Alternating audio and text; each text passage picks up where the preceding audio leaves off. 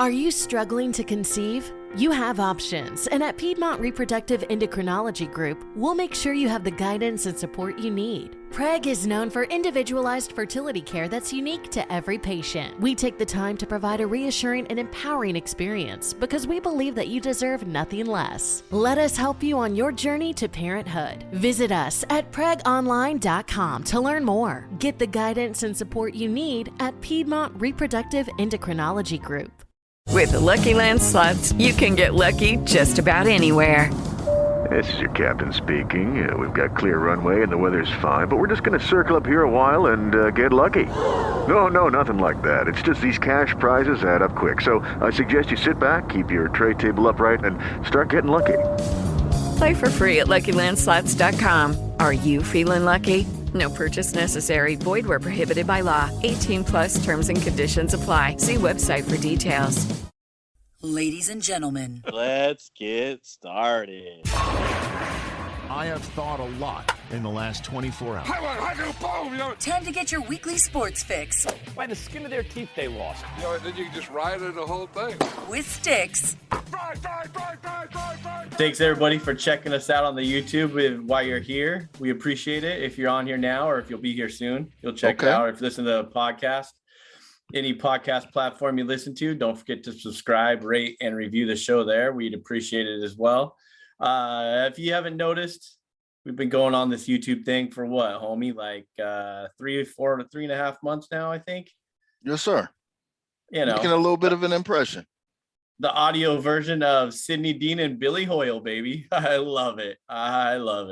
That's right. I think Billy Hoyle is a little bit more clean shaven than I was or than I am, but you know, it's hard goddamn work making something look this pretty.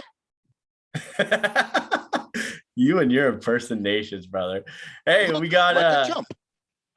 Good jump. Oh, you know, like I said, go to the podcast Sports Fix with Stix and Us Big Homie, any podcast platform you listen to, or go to thisisfunner.com for more podcasts and online content there. While you're there, grab some merch from the Funner family. Lots of stuff out there from Chris, the producer. Follow him on Twitter at Chris_Donovan. And then follow me on Twitter at Stix015 and follow this guy, Anonymous Big Homie at homie_anonymous. We're there. And then y'all need to quit being some suckers. Everybody out there listening, use that hashtag Stix in Sports and get at us. Hit us up. Give us some of your peace of mind so we can give it back to you. Because you got to come correct when you say that, because Barcot eyes, his eyebrows peaked up like, who we talking to? Speaking of Barcot, we got Aaron Barcot back. Pasco's third place at the state championship this year for his high school girls basketball team. Hey, congrats, brother. Thank you, man. I appreciate it. It was a lot of fun.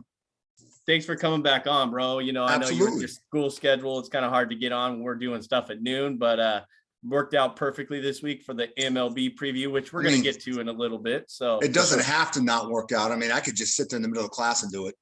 That's what's up. See this guy? I'm not surprised. So right.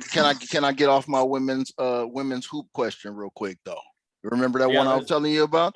Look, Barcot, you got to tell me why in the world in women's collegiate sports is there they play quarters like a game, but the men are still playing halves. I have no why clue. Is this? I have no clue why that is. I don't understand anytime you have sports that are the same sport but different genders why the rules are different. So I don't get it. It's different to me as well, man. I don't get it. I would prefer to see the guys go quarters because what other level do they play halves? They didn't play halves in high school. They're not going to play halves in the NBA. That's what I'm saying. Yep. I don't even know that to exist in high school. So that's why I was thrown off when I was watching the two tournaments, because you would see first or second down the bottom. I'm watching dudes and the damn game's halfway over when it says second. And the girls are still out there getting it working towards halftime. So yeah, man. Right. And it changes things too. When it comes to just planning what you're going to do with your timeouts, all that kind of stuff, you know, because I think it's more strategic to have quarters because now I've got to make decisions in the last minute 4 times instead of the last minute twice. Hey, there's coaching philosophy for you. I was just about to say that. Coaching. You see what he cared about? Coaching, bro. That's right. Do something every once in a while.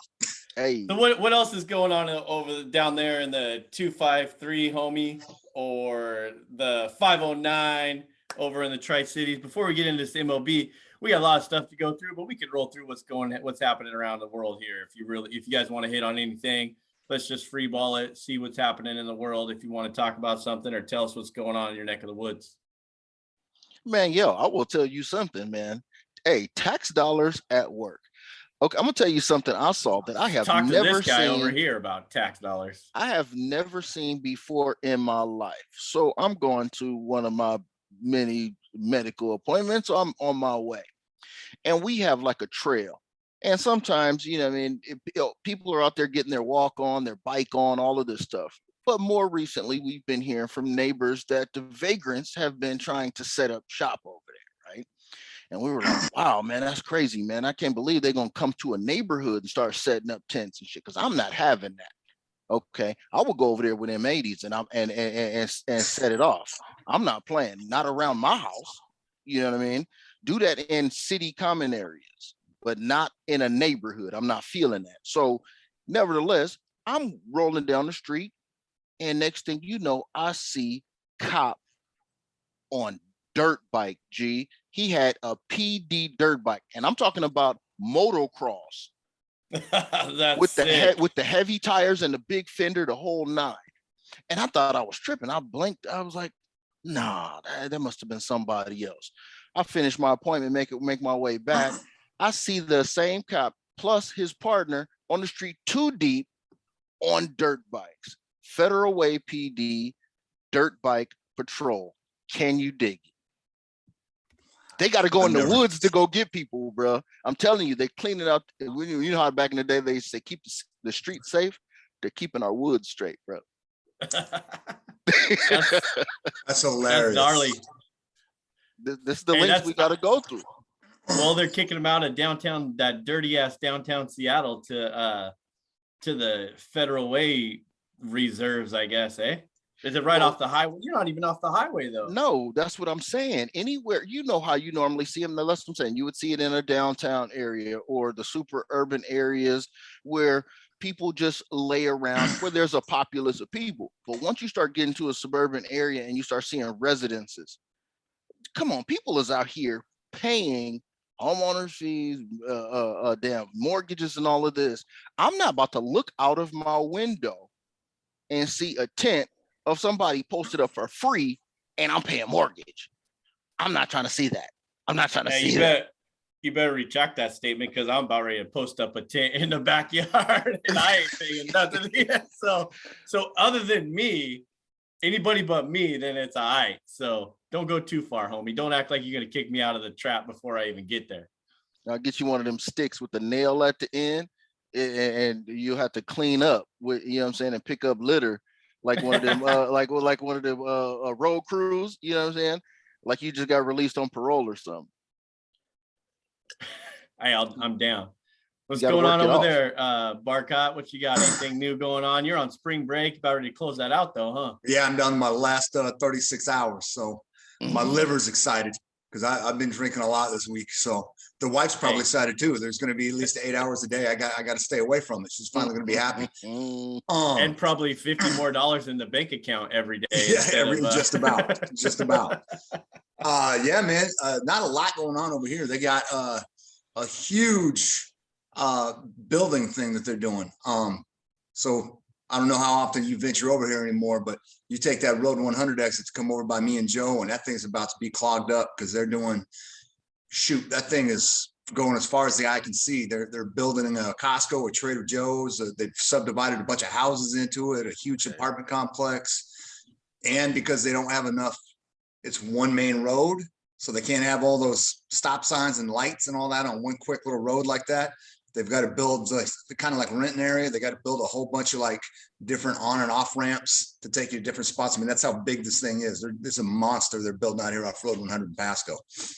Holy smoke! Yeah, it's going to have like I said, a Costco, a Trader Joe's. They're going to have like another mini mall in there and some other shit, houses and apartments. Yeah, it's nuts. Is population picking up over there? Is that the reason? Oh for yeah, that? we're about we've gone since Jason and I graduated high school, which has been 100 years. I mean, we're about as big as Spokane over here now. So we're about the size of Spokane. We're right around 400,000 now in the Tri-Cities. So it's getting up there. I mean, shoot, I don't think we had 100,000 when we graduated in 92, but it's gigantic. We're about to have, I think we're about to open up our 8th or 9th high school over here pretty soon. I know Kennewick just built another high school. So, I mean, when we graduated, we had 3. So, we built 5 high schools in the last 30 years. So it's exploding over here. And then now we also got the big Amazon thing. They just built Amazon out here as well on the other side of Pasco. Okay. So the Tri-Cities is growing. Hey, before we get into some sports real quick, I have to give a little shout out to old Leinenkugels here. Thanks for bringing back the summer shandy. That's a paid sponsor. They're gonna that's what we're working on right here, homie. This is the sponsorship ad, right? We're gonna get the Leinenkugels here. The summer shandy's coming back into the area. Make sure you get some, because this is some good stuff, especially for some Mariners baseball season. You could pop a couple of these, sit in the sun, watch some games from the luxury of my balcony. Sometimes I can sit out there and peep a little Leinenkugels and watch some Mariners baseball. So there we go. Respect. Make sure we put that down and put that clip in, homie, when you do some cuts. All right. I forgot to write down what time it was, but let's go. We got to get some sponsorships up in this mug, man. I don't know what people are waiting for. All they got to do is cut a cool little check, get a cool little kickback in, a year or two in an investment. We ain't about that 5-year plan. We're about that 1 or 2 year plan, because you know what's going to happen. We're going to make it happen.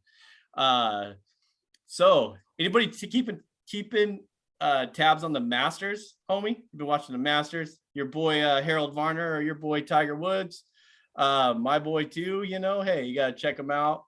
We got a couple little updates real quick. I just want to throw it out there. Poor Tiger Woods. I think he's at like 19th at +7. I mean, is he +7 now?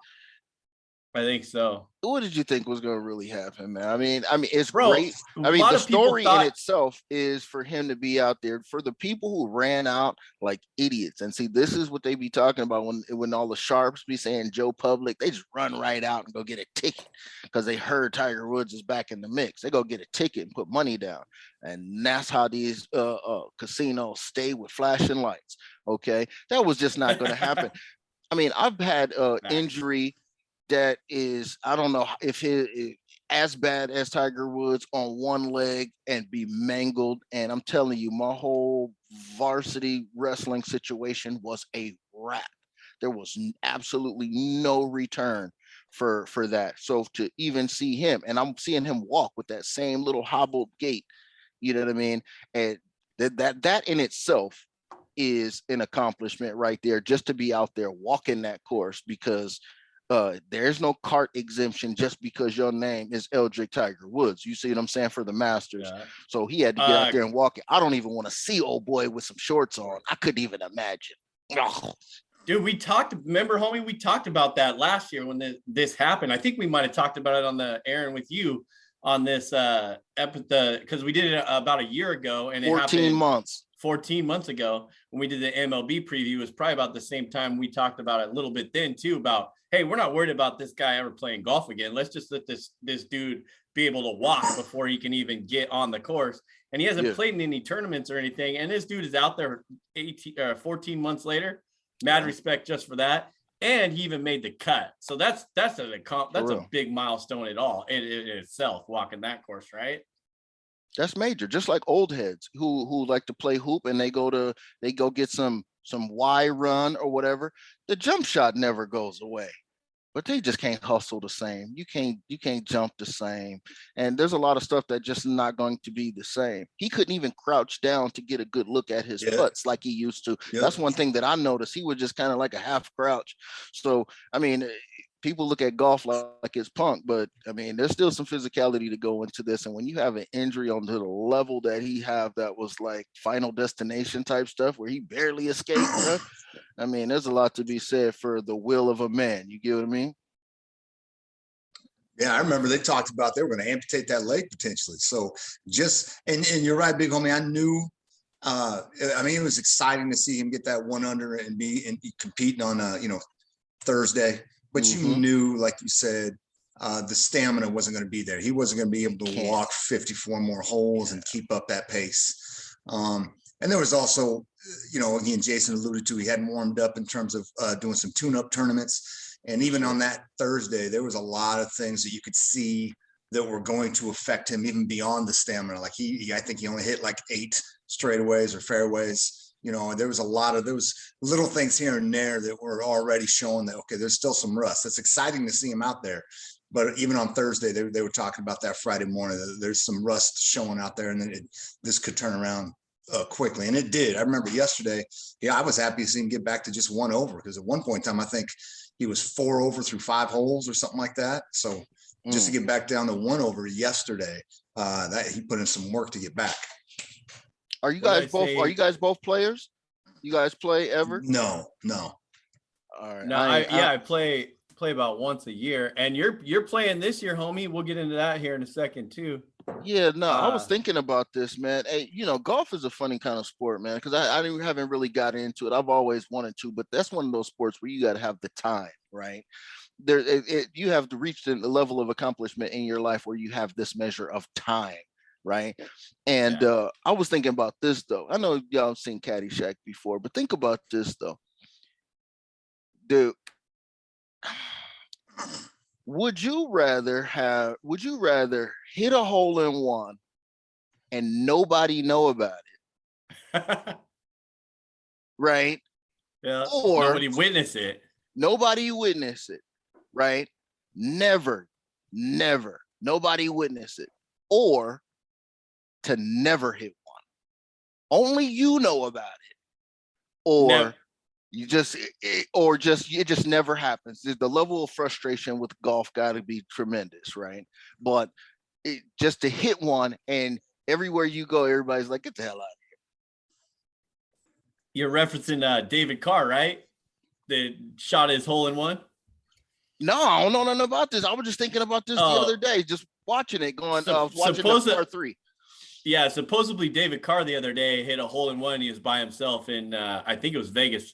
But I would, yeah, that's funny that you brought that up. That was good timing. Hey, that's funny. See, we don't know a lot, but we know a little bit about nothing, or whatever the saying goes. But yeah, that's it. That sounds about right. Yeah, that's what I'm here for. I'd much rather not hit one than somebody not see it. You know what I'm saying? I'd much rather just not hit one. Yeah, for sure. Because I was thinking like the ace, the hole in one is like pure luck, right? I would rather hit a golden ass shot and then boom on 2, right? Because that's like I did this and I completed it. But I hit over a tree, I can't even see it, and I'll walk up and you look around and go, where'd it go? Oh, it's in there. Oh, right there. Right? I mean, yeah, that's cool. But that's never going to happen again. But that one good shot where you can say, yeah, I placed that damn thing, boy. Woo, look at me. That's right. What about you, Barcot? I would much rather not have it.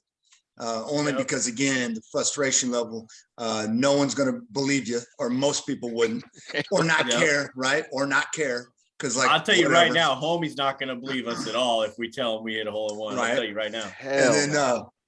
And then that frustration level, because again, like homie said, it's never going to happen again. So no matter, no one's there to see it. I would rather just not have it, because you can't brag about shit no one knows about. Straight up. That's right. Let's touch on just one more. Unless you guys got any other sports talk we can talk about, we'll get into MLB, because you know how our old asses and fucking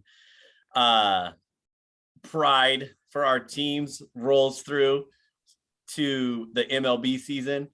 I just want to throw out there to everybody, check out the Dr. Hockey podcast with Dr. Jay Culvert and Dr. Jason Berkeley on whatever podcast platform you listen to. Check them out for all your NHL previews and NHL stuff, because it's pretty cool podcast to listen to. So peep them out.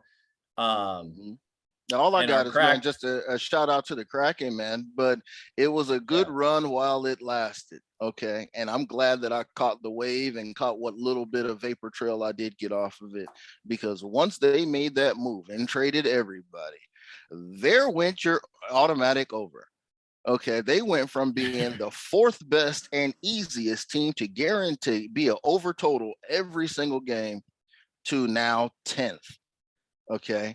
And it's just a sad thing, but like I said, I'm glad that it was something that I caught. I'm glad it's something that we talked about here on the Sports Fix. You know what I'm saying? That we were on top of it and gave everybody the game while it did last. But I'm telling you, as soon as they made that trade, it went bad. They went from being well over 60%. They was 64% to the over, and now just barely scraping 55%, man.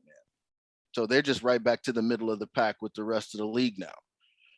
I guess they playing hard, I guess. Once they knew everybody's job was on the line, they started playing hard. I don't know, but the overs went out the way. I still believe in my very, very, very novice hockey brain that I have that they're going to be better next year, and they'll be better in 2 years after this year, because I mean, they weren't the worst team in the league this year. Right. But I mean, they had like 2 weeks to practice. Then they got into the preseason, and then, they went straight into the season to start. They're going to get better. And then they traded everybody away. They got all these draft picks. Matthew Beniers from the Michigan, he should be on the roster in like a week. So you'll see what the generation of Kraken hockey is going to come up to look like in the future. Will be with him here for the last, handful of games. So it's going to be interesting to see, but I think they're going to definitely be better with now that they've got these guys that they've got to play it after they trade everybody away and see what happens. It's 1-1 right now in the first as we speak. So, I mean, they're playing better now. I don't know if they had all the good, those guys were all good that they traded away, but now they're actually playing better. They just get their legs out of them and getting some camaraderie between these players. It's going to be interesting to see. It's going to be fun. So, and just because I said something, now watch them hit today. 2 goals in 5 minutes. Okay, just that quick. 2 goals in 5 minutes. That's right. That's how they start to roll again. So close out the season with some overs, baby. All right, cool. So it's about 4:24. Got to write that down because we don't have another person here to take care of all these notes and multitasking. So if I get lost every once in a while, that's why, y'all. We got a lot of stuff going on here. And staff of producers, Stix and Anon's big homie podcast platform here. We got to do everything here and make sure we get it all down. So MLB, baby. MLB season has started. But before we get there, I have to give before we get started on our rants, have to give a shout out to Trent and Danny Henderson and their Always Having Fun Foundation. Are you struggling to conceive? You have options, and at Piedmont Reproductive Endocrinology Group, we'll make sure you have the guidance and support you need. PREG is known for individualized fertility care that's unique to every patient. We take the time to provide a reassuring and empowering experience because we believe that you deserve nothing less. Let us help you on your journey to parenthood. Visit us at pregonline.com to learn more. Get the guidance and support you need at Piedmont Reproductive Endocrinology Group. Lucky Land Casino, asking people, what's the weirdest place you've gotten lucky? Lucky? In line at the deli, I guess? Aha, in my dentist's office. More than once, actually. Do I have to say? Yes, you do. In the car before my kids' PTA meeting. Really? Yes. Excuse me, what's the weirdest place you've gotten lucky? I never win and tell. Well, there you have it. You can get lucky anywhere, playing at LuckyLandSlots.com. Play for free right now. Are you feeling lucky? No purchase necessary. Void where prohibited by law. 18+. Terms and conditions apply. See website for details. Annual golf tournament is July 30th at Washington National Golf Club in Auburn. go to alwayshavingfunfoundation.org for more info, or just to donate to Angelman Syndrome. That'd be dope for everybody to do that. Been doing the golf tournament for years, and Trent's been on the podcast. So thanks, Trent, for being on as often as you can be. So go check out the alwayshavingfunfoundation.org and peep it out and donate if you can. So appreciate what you do. There. All right, fellas. So this is how it's going to go down for everybody out there. If you're watching or listening on the podcast platform you listen to when you get this, we're going to go through a little bit of last year's predictions and preview that we talked about last year as we go through each division this year with the over-under totals, because that's kind of what we do around here. We got to base our predictions off of that a little bit. So we're going to roll through a little bit of that. We have a question from Kim Porton. Thank you, Kim, for the question. We appreciate it. She's a Padres fan, so she has a question. That's a damn shame. It's coming from the Dodgers fan. So when we get to the NL West, we'll discuss that. So let's get started with what do we got going on here? AL East. Okay. Yeah, all right. Since we got Barcot on, I guess we're just gonna let's put the spotlight on him. Put the spotlight on him. We're gonna have to throw him in there real quick. So, what do we got? His pinstripes as we speak. Look, 2-0, he's getting ready. He's getting ready to shout out his 27 championships and how great they are, and and all this nonsense that nobody cares about in the world. But we're gonna have to give him a little bit of the floor. Nobody besides you and Joe. So last year we had the AL East went like this: Tampa Bay, Boston, New York, Toronto, Baltimore. Okay. Tampa Bay, Boston, New York all made the playoffs. And if I remember correctly here, what do we got? For our predictions last year, I had Tampa Bay under 85.5. They won 100 games. So I was a little off there. See, Homie and Barcot, both Barcot hometown had New York as the division winner. You both are suckers. I didn't pick one because I was smarter than that. You did. But I did have New York. I did have Yankees under 95.5. Guess what happened there? They only won 92. So, anyways, right now, this year, the projections for the AL East are Tampa. Let's start at the top. We'll go with New York and Toronto are both 92.5. Tampa Bay 89.5. Boston 85.5, and Baltimore 62.5. All right, fellas. So this is what we're gonna do. I'm gonna do the same thing. I'm gonna keep notes of how anything you want to throw out there for these teams. If you like an over/under, throw it out there. If you like the division winner, throw it out there. If you like an acquisition, throw it out there. But let's start with Mr. Aaron Barcot because it's his division or his AL East here. It's pretty much it's his home division. Let's go. Let's see what you got. I do think Tampa Bay, they have finally traded away enough. I don't think there's anybody really left from that World Series team a few years back of note. I would be shocked if Tampa Bay gets to 85 wins. So I think I'm definitely under there. You said the projection was 89.5. 89.5. Yeah. I would definitely go under that. And I know we're 2 games in. They haven't looked real good. And they're going to have a phenomenal minor league system to recoup what they've done in terms of trading so much away.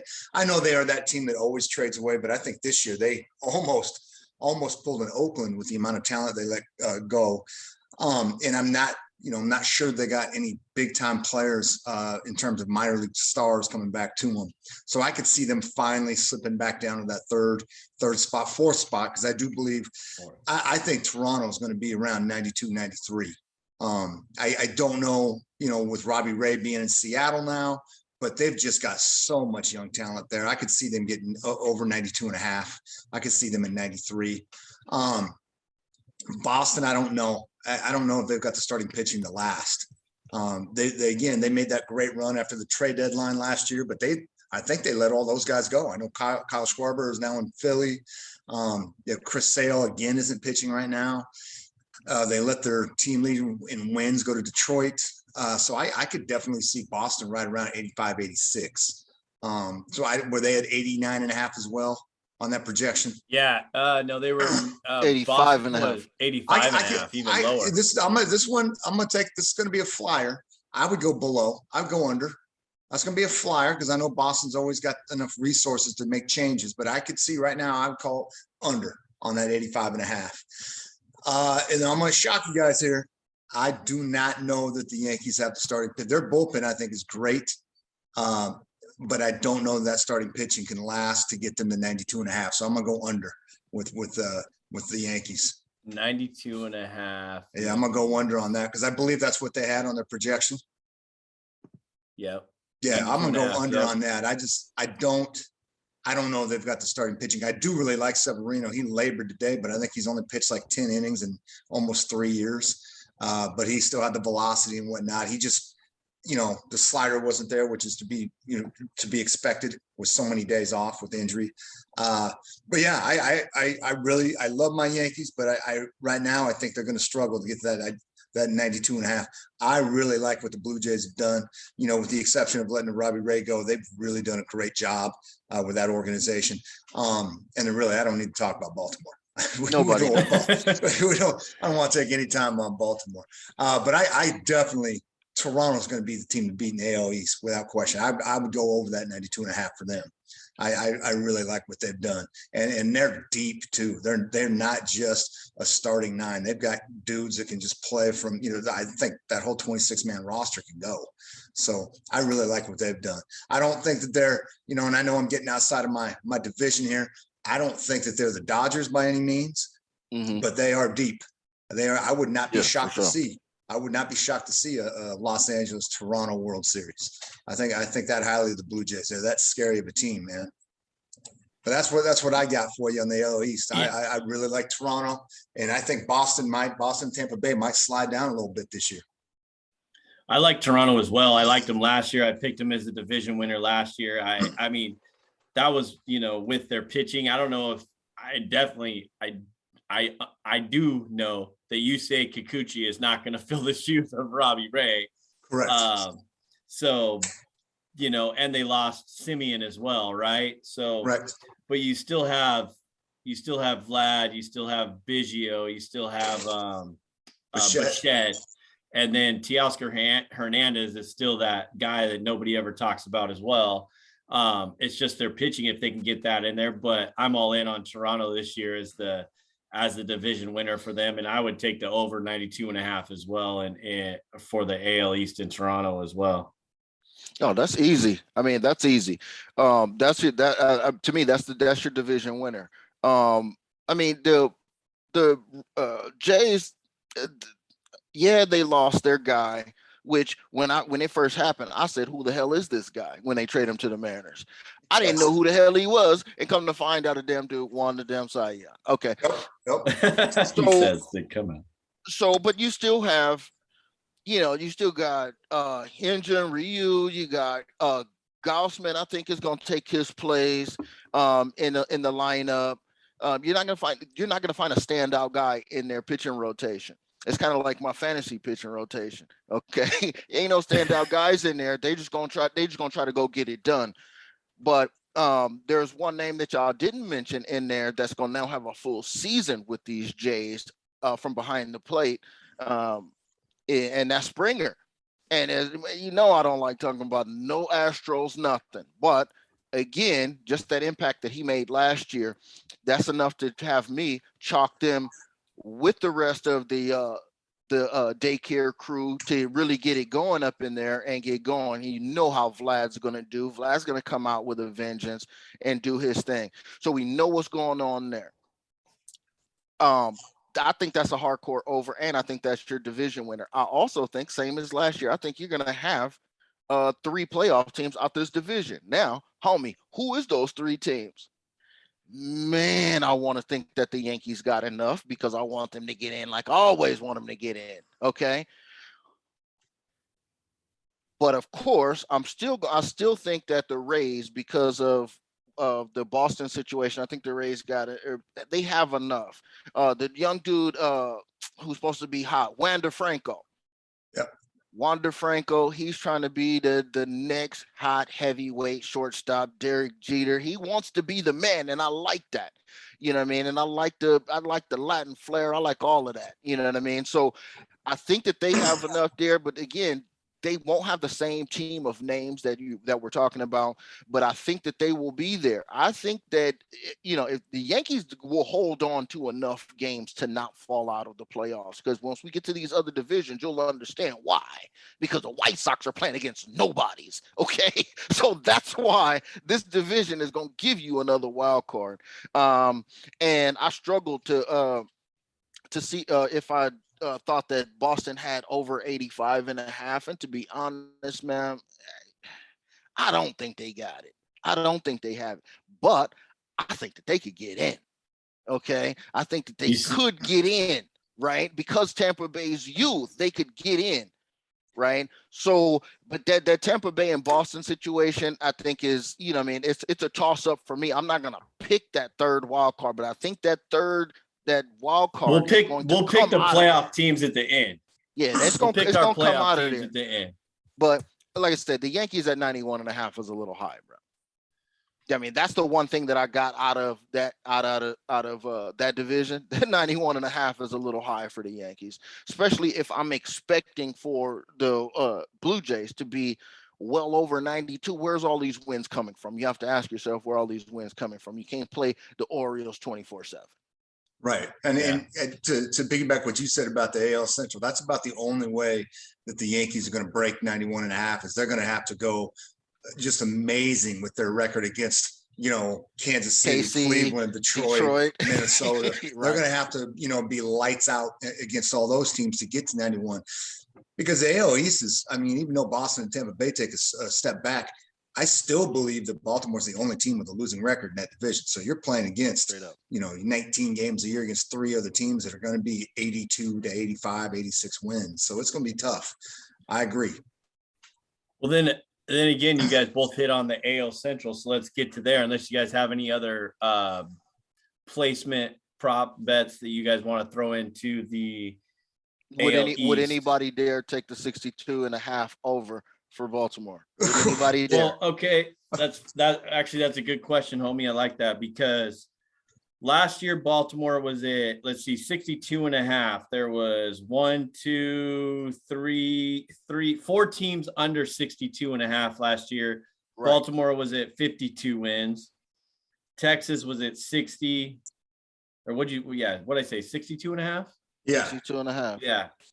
Arizona was at 52. Pittsburgh was at 61. So, if they were, we didn't have any over under for Baltimore last year, but if they only won 52 games last year, what did they do to get, 10 games better? They have, Let's see here. They have, absolutely nobody. I don't remember.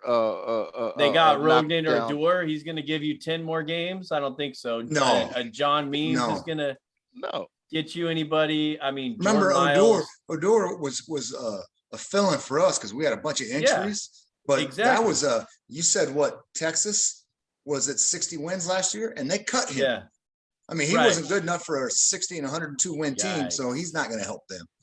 He's not. I think he barely hit 200 for us. I would think 62.5 is going to be, I think that'd be an under. I like that, homie. I'm writing that down right now. I'm taking Baltimore in the under for sure. Brady Anderson is not walking through that cliff. Here we go. Hey, Cal Ripken Jr. might still be the best infielder on that team today. I'm talking about Cal Ripken Jr. right now. I'm talking about him right now. 60 years old. Hey, you ain't wrong. You ain't wrong. All right, let's get to the Central. We got to the Central. What do we got for the Central? So let's see. Central. The Central last year. Chicago and nobody. Stix picked the White Sox's division winner. Homie said over 91.5 wins last year, which was also a dub. 93 is what they got. I said 91.5, right? Yeah, they get 91. Yep. Aaron Barcot went with the 91.5 over as well. So did I. We cleared that one. We all had the division winner. We all had the White Sox last year. We all had the over 91.5. That was easy money. That might be the easiest division in baseball to pick. Yeah. And it's still right now. Here we go. What'd I say? Did I go highest to lowest or lowest to highest last time? Let's go highest to lowest. So we got the White Sox at 91.5 wins this year. Detroit 78.5. Cleveland, I lied. Chicago White Sox 91.5. Minnesota 81.5. Detroit 78.5. Cleveland 76.5. And KC 74.5. Detroit, I think people need to remember Detroit was only like 7 or 8 games under 500 last year. And they went and spent some bread this year. Yes, they did. They went. Detroit was 77-85, third place last year. I could see Central. I could see them breaking 81.5 if that's whatever I could see them getting a winning record. What did they say? 78.5. Yeah. Well, the odds look like this. While you pulling that up, look, they got Kansas City plus 1,500. The Cleveland G's plus 1,000. Detroit Tigers plus 800. Twins plus 475, and by far and away running away, White Sox minus 195. So they already know what it is. I mean, you throwing some money down on the G's or the Royals ain't gonna get you nowhere, because we already know Rudy done already lamented multiple times over that they don't want to spend bread. They ain't gonna spend bread. So, but I always said, Cleveland Guardians. Yeah, I always said if they don't spend bread, at least put some talent out there. Show us what the farm looks like right now, right damn now. If you ain't gonna spend no bread, do what Tampa Bay's done. Exactly, or Oakland or any of these other, but they don't do that either. So it's like, okay, and to put that into perspective, look, the Orioles is plus 15,000. Right. just to put that out there, you know what I'm saying? So they're not that bad, but yeah, the White Sox, because they're going to have all of those matchups with those guys, I think that's an easy layup for those guys at plus 91.5, because you're going to have Lewis Robert back full time in there. You still got Abreu. You still got the rest of the cast who was out there last year. This is not going to be a big shock, because nobody in Carlos Correa is not enough to put Detroit over the hump. He's just enough to pull them out of the basement, put them in the middle of the division. You mean Baez, right? Baez, right? Who? Baez. Correa's in Minnesota. You said Correa? Correa didn't go to Detroit? No, he's in Minnesota. Baez. Yeah, the old Baez. Baez is in Detroit. Correa is in Minnesota. Yeah. Okay, I got it flipped. Okay, you're right. Hey, look. Okay, you know what I'm saying? Now, there's a lot of cats. But I will say this. The only thing that's going to make, I still take the White Sox over. I think the only thing that's going to maybe make me come back on that later, I have to put in cement today, so I'm going to go over, is their rotation is already banged up. They lost Rondon. I believe, where'd he go? San Francisco? Yeah, right. Carlos. And then Lance Lynn has been sidelined, and then they just lost the G-Man yesterday. He only pitched 2 innings, and they say he's going to be out for a while. Oh, yeah, Giolito. Yeah, so they're down 3 starting pitchers from last year's team. So that's the only – I still take them over, but I could see them coming out slow when you've got 60% of your returning rotation or your rotation from a year ago gone. So you're asking for a lot of different young men to get in there and pitch. I actually think they're going with Johnny Cueto now. I think they've turned to him. Oh, that's right. Did they sign him before, like a couple weeks ago? Mm-hmm. Yeah, are we really putting a lot of stock in pitching, bro, right now? I mean, okay, because what? Now Your boy Garrett Cole got his lifetime subscription of Spider Tack. You know what I'm saying? You know what I'm saying? Spider-Man out here. You know what I'm saying? I agree with you, but somebody's got to take those innings, and you're going to go from guys that were, legit. Lance Lynn was in the, conversation right up to like the last few weeks for Cy Young, and now somebody out of the minor leagues has got to come replace a 15, 16 game winner for you for a while. So that's all I'm saying is I agree that pitching is not as important, but it also, it's going to be important if you end up with 3 young ones with 5-run ERAs in your rotation. That's going to be tough on. I still take them at over 91.5. I still take them over 91.5, but they're going to have to score a lot of runs early in the season. Dude, they got a lineup. I'm with you. They got a lineup though. No, I'm with you on the over 91.5 too. Before even I would even think about Giolito's injury, definitely that is a bad repercussions to what I would think or whatever. But you still have Dylan Cease, you got Kopech, and then you have Dallas Keuchel is kind of a 4 starter for me. But yeah, I mean, how long is Dallas Keuchel? I know. I was going to say, how long is he going to be productive in his 85-mile-an-hour Jamie Moyer fastball? Now, I think he can actually bring it a little bit, but we talking about 4 innings each is what's going on right now. Okay, I just watched my man for the Rockies opening day go 4 innings versus the Dodgers. Okay, and I was like, what is going on? He was only down. It was only 2-2 actually. The Dodgers came back to tie the game up, and they pulled him. Snap. Oh, yeah, I agree with you. I just watched the Yankees have Garrett Cole and Luis Severino go for 7 combined innings, and neither one of them hit 80 innings or 80 pitches. Same thing. So we're back to that again. I mean, I thought they were gonna. We were all hoping that they would go away from that and to get to 7. So you mean they don't have a Robbie Ray? They don't have a Logan Gilbert?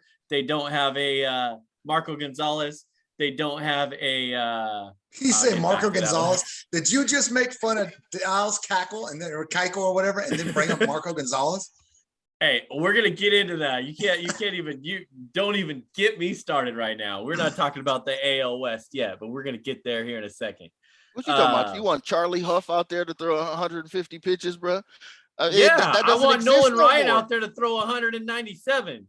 2 years we've been talking about this. That's why I said I'll have to figure out when I was doing my fantasy, where am I going to place my my value? And I think I place it at the plate because guess what's going to happen? The scoring has got to go up. The game wants the scoring to go up. So therefore, I can't use my sticky substance. They want the scoring to go up. And so therefore, we saw what happened last year with pitching, and pitching started to diminish in terms of quality. Who do you really have that's a quality guy? You got what's my man plays for Milwaukee. Okay, you got him. You got Garrett We're not Cole. talking about the NL. I'm just talking about guys. You know what guys are. The guys.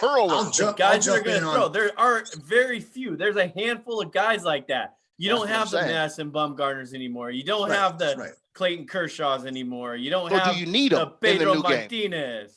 So do you need them in the new game is what I'm asking. I'm agreeing with Big Homie on that because, and I know baseball knows that because, again, that's why his guy, Clayton Kershaw, whom everybody knows is a shell of himself, can still get $20 million a year to come back and pitch because they know I don't need you for 200 innings. I think there was like 5 guys that pitched 200 innings last year in the whole league. You had Cy Young Award winners with 15 wins. When's the last time that shit happened? Other than your guy behind you, your old Mariner behind you back there when this he guy won right the 12. Here, Felix. Yeah, that guy. But other than that, he really did though. That picture sign that says too slim right there too. Might want to sell that to pay rent, homie. But ouch. But stop throwing. But no, seriously, I agree with Big Homie though. I respect starting pitching is not what it used to be in terms of a need. They've become kind of like running backs in the NFL. You got to have one. If my closer is starting, come on, what is that telling me right now? That's what I'm saying. Now, this is basically the equivalent of Steph Curry changing the game.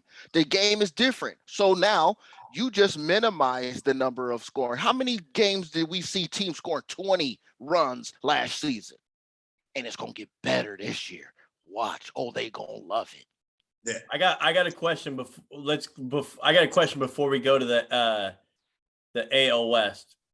Mm-hmm. 2 questions. Do you guys have anything else other than over under for any of these teams in the AL Central? I think we all agree on the Central or the White Sox division winner. What was the Twins? What was the Twins number? The Twins was 81.5. I can see them going over. I mean, they've added a lot. They've added a lot.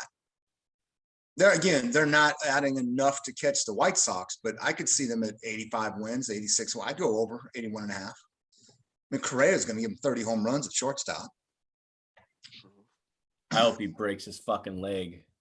Not really, but he doesn't need to be playing baseball. Homie, you got over. I want to over under at 91.5 for the White Sox. You already said over, didn't you? Yeah. Yeah, that's an easy layup. Come in, I think they have too many wins out there. I think, okay, this is the point that I wanted to get. I'm glad it came back to me that you asked me again because I was about to forget.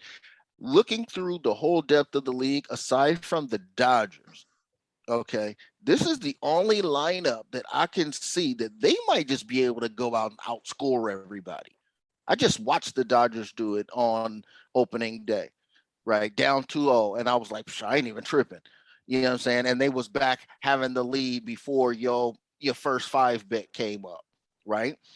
I just think that this is one of those lineups. Yep, this is one of those lineups that I think that will be able to go hard with Luis Robert, Grandal, AJ Pollock, Abreu. You know what I'm saying? They got Josh Harrison out there. I think that this might be a lineup that they just might be able to just outscore people, especially with that division. That's the only reason I say that. I like it. I ain't mad at you for that. So here's my question to you all, since we're going to, we just kind of get off topic sometimes, but this is an important question. So we were talking about pitchers not going 5 innings. We've all had this discussion. We all hate it. Am I correct? I mean, that's not my style. Okay. So then that's my question. When your team is good, is your team better with a quality starter that can go 7 innings and get your bullpen to 8, 9? Or would you rather just see the starter go 5? Does that make sense? Is that a quality question? Is that a good question? Yeah. So the only thing that I would say is, with Lucky Land Slots, you can get lucky just about anywhere. Dearly beloved, we are gathered here today to... Has anyone seen the bride and groom? Sorry, we're here. We were getting lucky in the limo and we lost track of time. No, Lucky Land Casino, with cash prizes that add up quicker than a guest registry. In that case, I pronounce you lucky. Play for free at LuckyLandSlots.com. Daily bonuses are waiting. No purchase necessary. Void where prohibited by law. 18+. Terms and conditions apply. See website for details. Okay, round 2. Name something that's not boring. A laundry? Ooh, a book club. Computer solitaire, huh? Ah, sorry, we were looking for Chumba Casino. That's right, ChumbaCasino.com has over 100 casino-style games. Join today and play for free for your chance to redeem some serious prizes. ChumbaCasino.com. No purchase necessary. Void where prohibited by law. 18+. Terms and conditions apply. See website for details. In the postseason, you got to have one guy that can give your bullpen a rest one time in a series, right?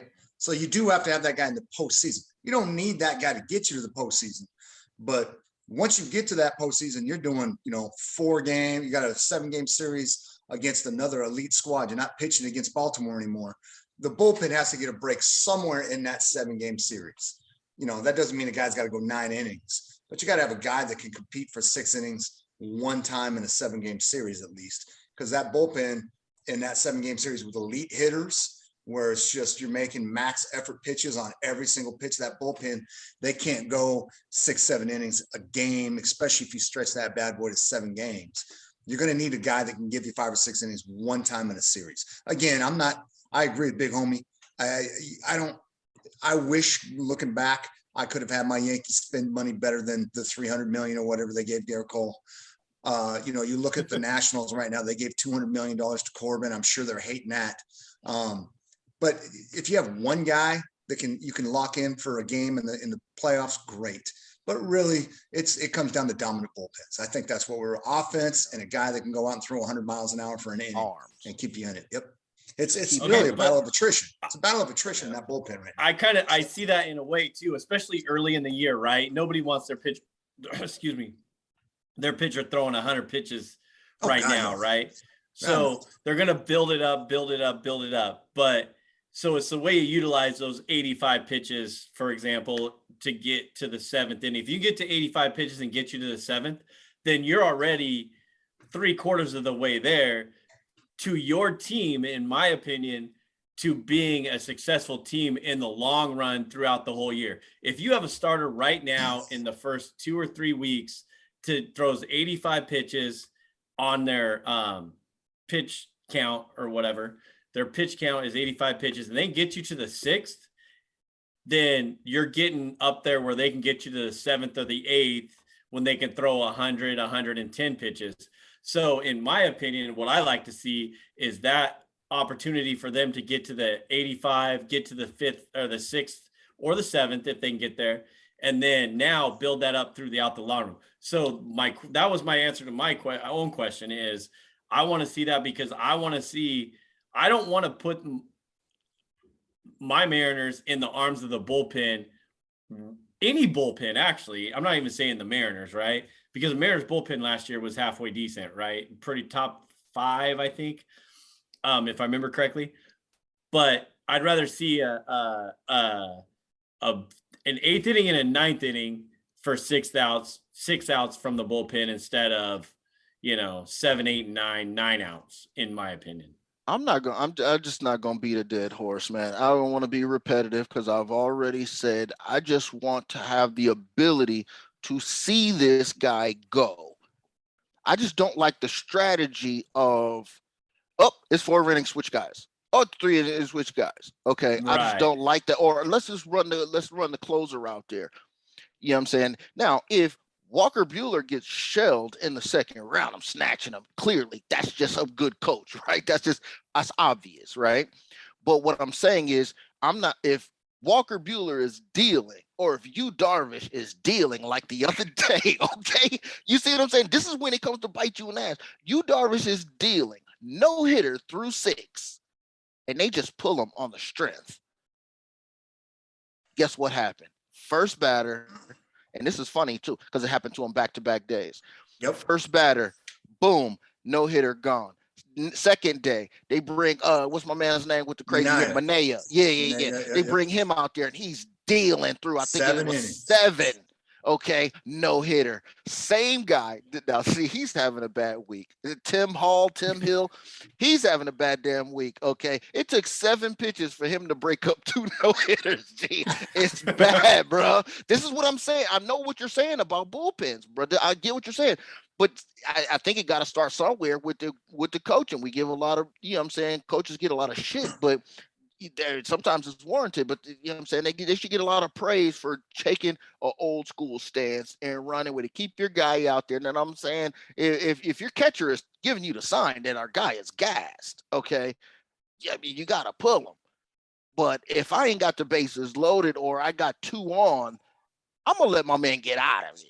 That's why he's my number 1. That's why he's my number 2 for those exact reasons. Like if I'm Max Scherzer got hit up the other day, real quick, bang, bang, hit up, snatch his ass. Okay, I don't give a damn how much we paying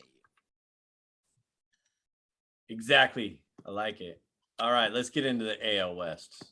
Sorry, I'm pulling this up real quick. All right, cool. All right, so we got the AL West. 3rd place. You're crazy. Surprise. I'll go first. I'll go first on this one because you might be surprised. Let me roll out the over-unders real quick and what we talked about. And then what we talked about last year. Okay. Let me see. I had the Seattle as a division winner last year. We all had Seattle over 72.5. Smart. Which obviously we all know that they pulled out the 90-win season. And let's see, did we have anything else on Seattle or the AL West? Does not look like it. We had Barcot had Oakland as division winner, and so did the homie. Yep. And they were 86 and 76. They were behind the Mariners. So yeah. And then let's see, Barcot had Houston under 86.5. They got 93. I also had Houston under 86.5. They got 93, which I don't know how they do it. I really don't. But here we go. So this year's projected 22 season totals via Fox Bet. Houston 92.5. The Mariners and the Angels 83.5. The Rangers 74.5, and Oakland 68.5. All right, homie, what you got? All right. Well, to nobody's surprise, I am not digging Houston. Okay, just to nobody's surprise. And to be honest with you, and I'm doing it for legitimate purposes this go around. Okay, I think that they're gonna take a big step back. I'm gonna take the 91.5, and I'm gonna go down, and that's just immediate for me, and that's easy. But what you will be surprised to find is that I think that the Mariners, okay, are going to be back to back. They're going to hit their over again. I do. Okay. And for the reason of doing what I asked people to do is bring up young talent. Okay. Now, I don't know if now this is where I start getting a little shaky because they came out and gave your boy Crawford some bread. And you know how I always think when they give a young dude some bread before he's done anything. Okay, so that's what I'm gonna be worried about. But I watched the kid Haniger in person, yard.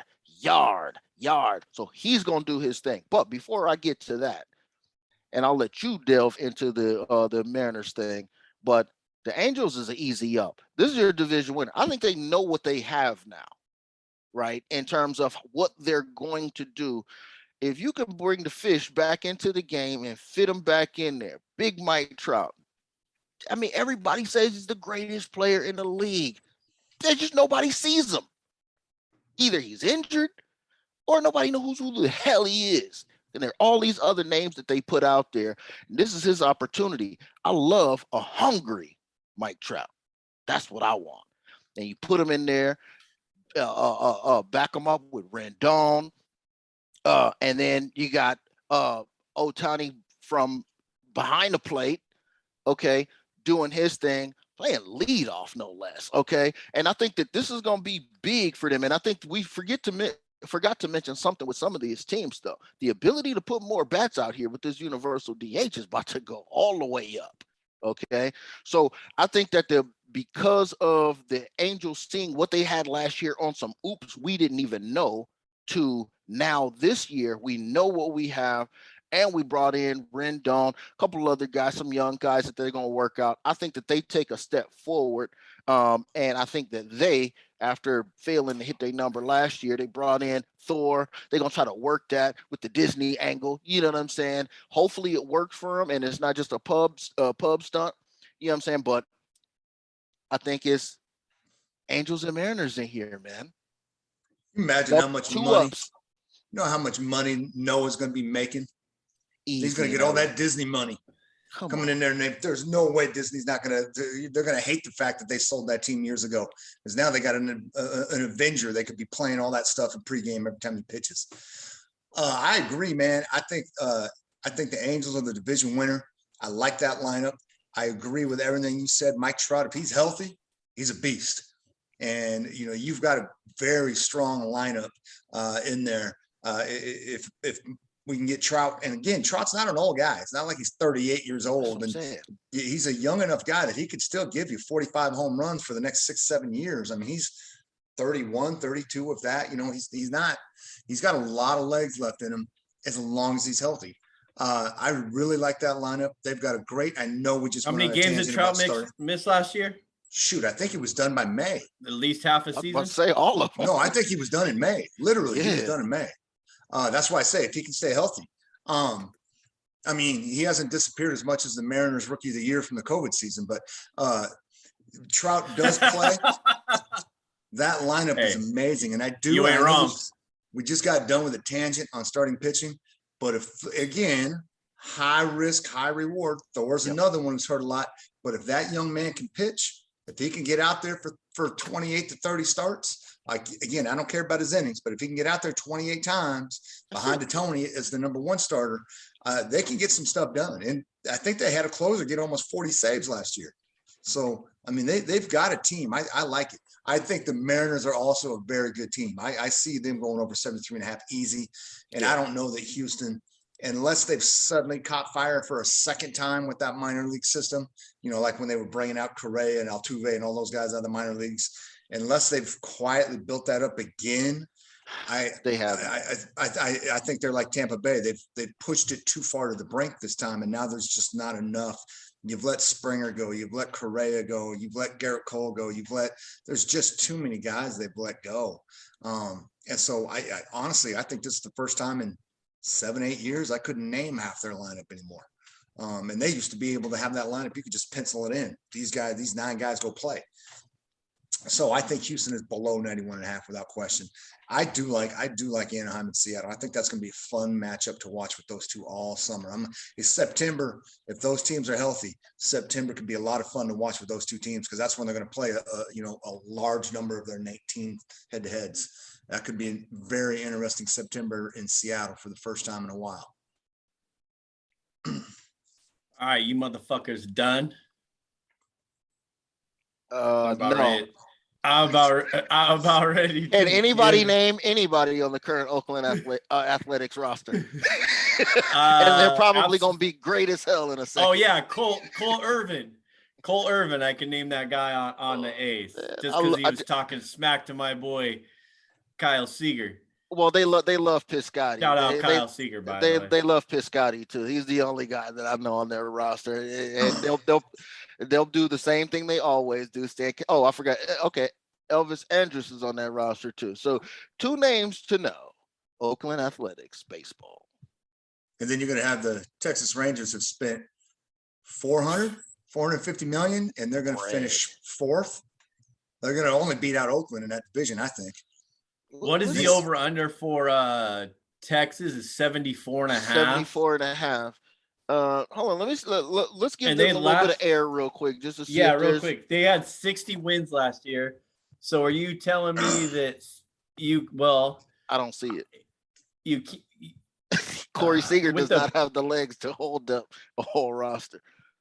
Well, I'm looking at the stats. They got Brad Miller, Corey Seager, Simeon. Lucky Land Casino, asking people, what's the weirdest place you've gotten lucky? Lucky? In line at the deli, I guess? Aha, in my dentist's office. More than once, actually. Do I have to say? Yes, you do. In the car before my kids' PTA meeting. Really? Yes. Excuse me, what's the weirdest place you've gotten lucky? I never win and tell. Well, there you have it. You can get lucky anywhere, playing at LuckyLandSlots.com. Play for free right now. Are you feeling lucky? No purchase necessary. Void where prohibited by law. 18+. Terms and conditions apply. See website for details. Mitch Garver. But you got Dane Dooning, Martin Perez, Taylor Hearn, Spencer Howard as your starters. Anybody ever heard of them?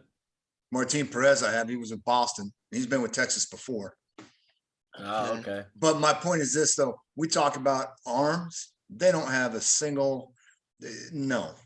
They got a couple guys that can hit the ball hard. But, Homie was just talking about he wants bats.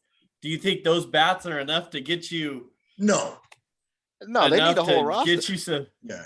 But see, what's going to happen? What's going to happen is we're going to find out who these young guys are. That's what the Oakland A's always do. There's a reason why these dudes are on the squad, not only to save bread, so when they move to Vegas, they can build that high quality stadium that they're trying to do, and then put the big bodies out there.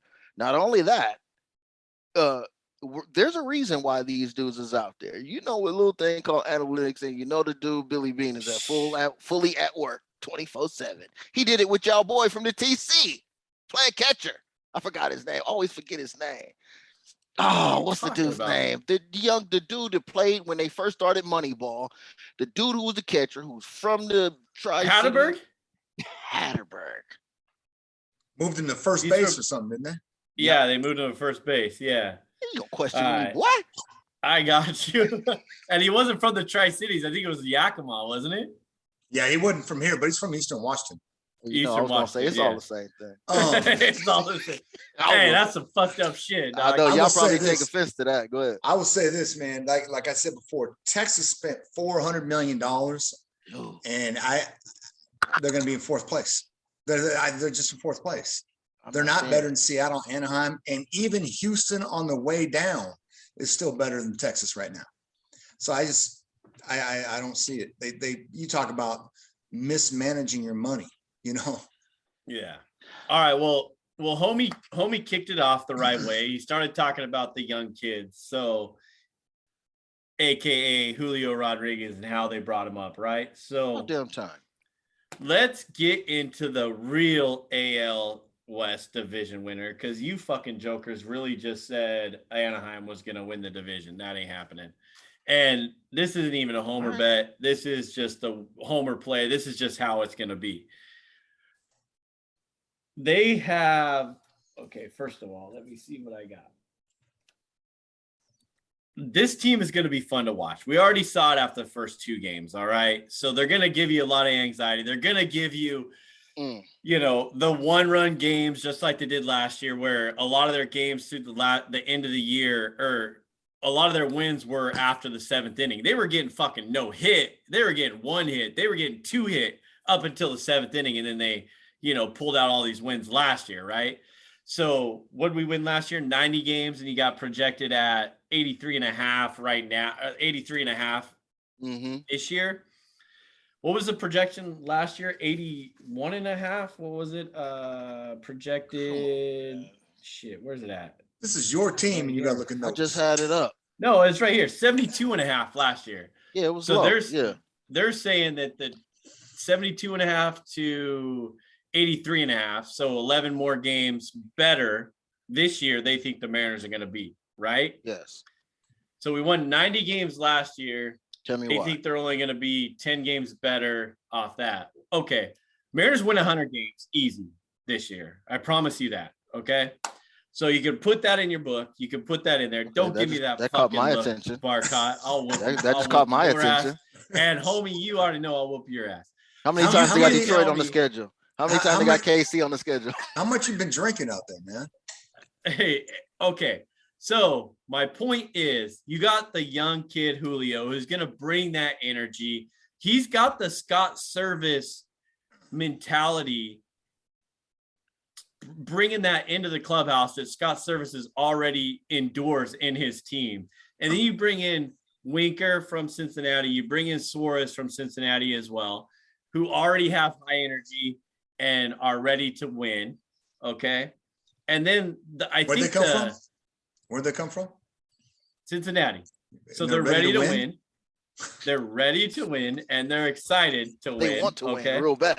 Yeah, because they've lost a lot of games. The point. Okay, quit fucking with me right now. I ain't in the mood. I ain't in the fucking mood right now. Okay, and you got the diamond in the rough that nobody talks about, Adam Frazier, right? Who they got from San Diego. So, you also have brought in Robbie Ray, and like I said, Marco, Logan Gilbert. I still like flexing, even after his stint in Japan in the Korean Baseball League, or we had to watch a couple years ago because there's no baseball on.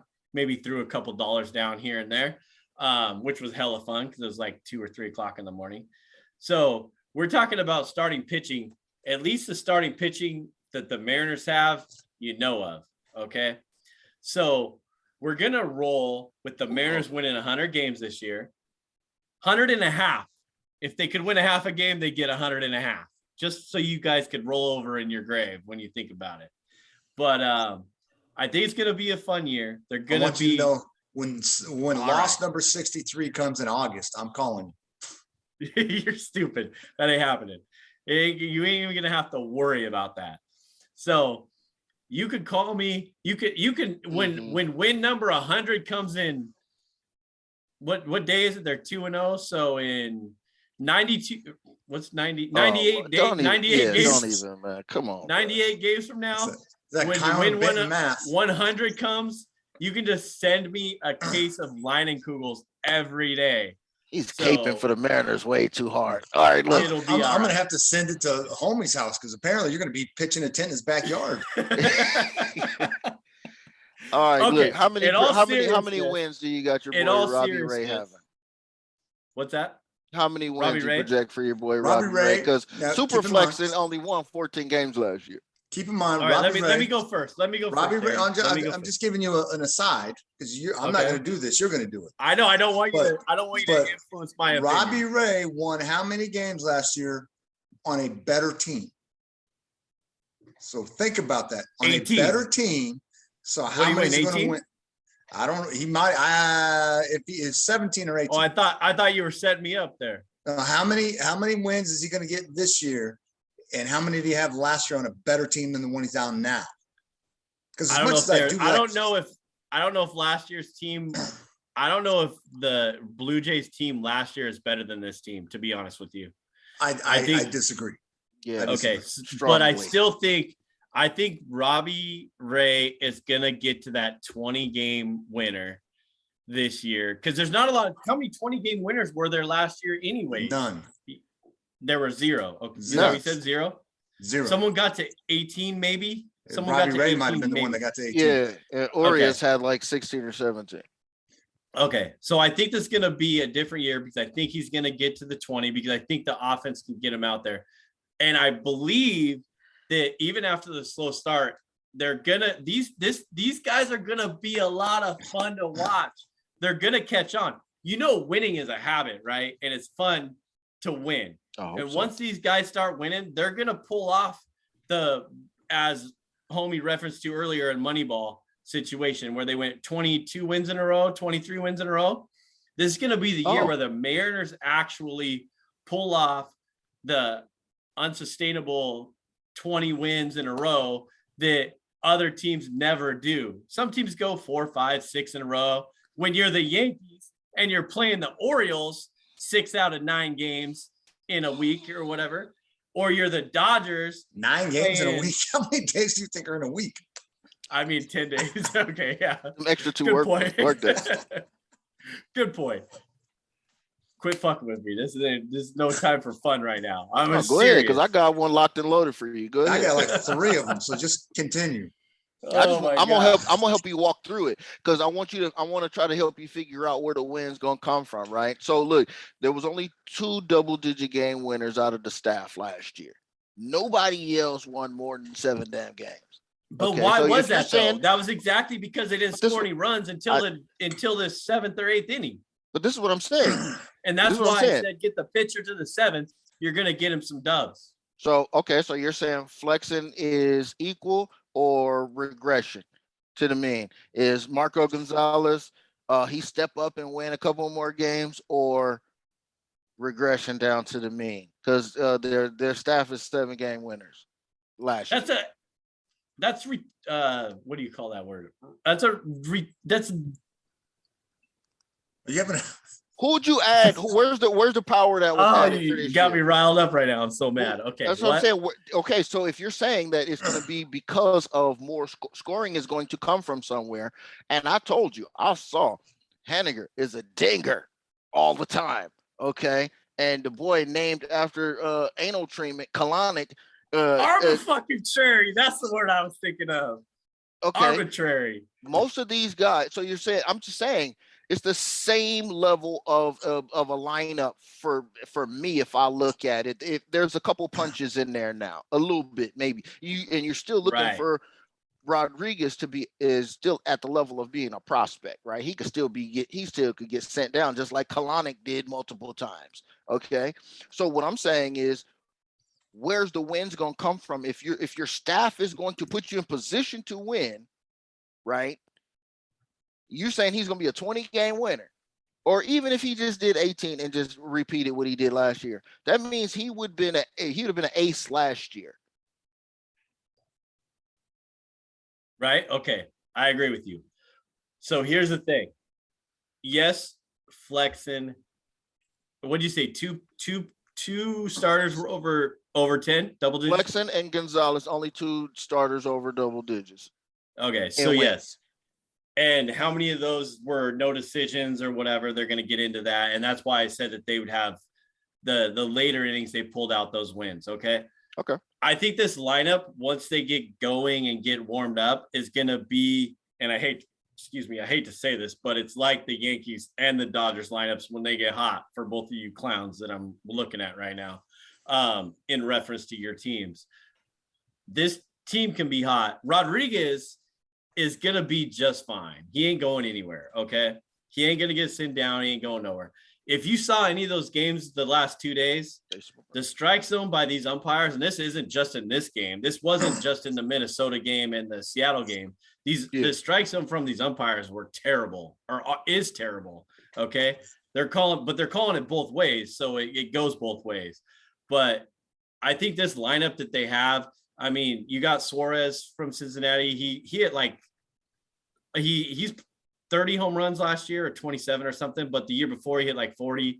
Remember the ballpark he was in. Remember the ballpark he was in. Okay, here we go. You're right, though. You're not wrong. You're not wrong. And plus, you're getting acclimated to a new city and the new ballpark. He hasn't played at home yet, so we'll see how that goes. But like I said, I believe hitting is contagious and winning is contagious.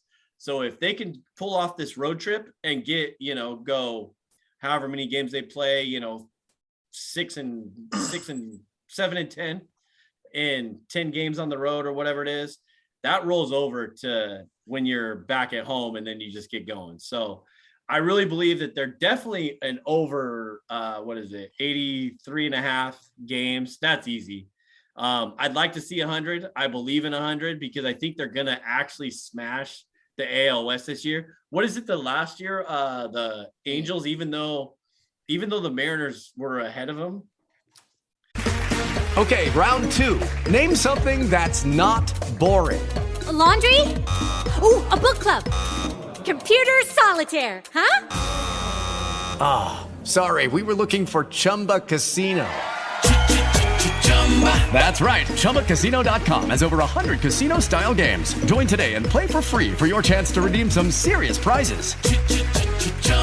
ChumbaCasino.com. No purchase necessary. Void where prohibited by law. 18+ terms and conditions apply. See website for details. Judy was boring. Hello. Then Judy discovered ChumbaCasino.com. It's my little escape. Now Judy's the life of the party. Oh, baby, mama's bringing home the bacon. Whoa, take it easy, Judy. The Chumba life is for everybody. So go to ChumbaCasino.com and play over 100 casino-style games. Join today and play for free for your chance to redeem some serious prizes. ChumbaCasino.com. No purchase necessary. Void where prohibited by law. 18+ terms and conditions apply. See website for details. I think the Angels still own that series, if I remember correctly. And see, that's the question that I have with you. So you have to beat up in the division when you play them, and if the division goes even remotely the close wins from Houston and the Angels, that's where you have to get the wins from competition. Right. And so right. I realize you haven't had a 100-win season since like 2001. Or a playoff season. Let me just tell you, and you guys have burned and what it looks ruined Ichiro's career and King Felix never got to be in the postseason. I keep saying. So here's my thing. And it goes back to what Big Homie said and has continued to say. I know what happened last year in Tampa Bay. Tampa Bay had 100 wins. You had 2 teams in their division win 90. Another team win like high 80s. But when that happens, you have a team like Tampa Bay that wins 100 games in a division that everybody basically has got 92 to 86 wins outside of Baltimore. The way that works is you have to almost go undefeated against all of the lesser teams. So Tampa Bay basically went 18-1 against Baltimore. They basically went 1 or 2 losses against Kansas City, Detroit. They basically won all their games against the Rangers. So essentially for the Mariners in that division, when we just talked about, you still have a Houston team that on the way down is still going to win 85, 86 games. I believe that the Angels will win 90 plus games.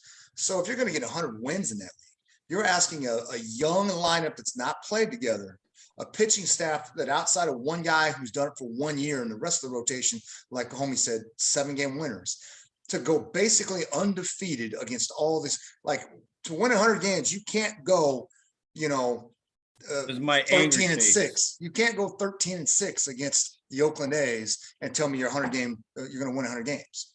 You can't do that. So and then it's rare to say we're in a division like we're saying about the AL West. Well, you've got 3 teams that are going to win 85 or more games and somebody's going to win 100. That's just hard to do. Because there's, like Homie just said, there's not a lot of teams in your division that you're going to be able to mop up at 17-2. That's tough. That's why I do believe. Well, I don't like your guys' pessimistic attitude. Okay, I'm surprised you're starting. I don't like 100 game projection. Yeah, well, there were only 3 teams that won 100 games last year, and 2 of them were in the same division in the NL West, which we're going to get into here in a little bit. So San Francisco and the Dodgers both won over 100, 107 and 106 respectively. And then the Tampa Bay Rays, who won 100 last year, which none of us know how the hell that happened. So, all right, you guys ready to close out the AL West? Anybody else got any more bullshit you want to try to throw at me here? Mariners plus 450. What's up? I was saying Mariners plus 450. If you feeling that for playoffs, yeah. If you for division, if you feeling that motivated, that's something to get you fired up. And I'm going to be honest with you, and I know Big Homie believes this because he already said he believes there could very easily be 3 playoff teams out of the AL East.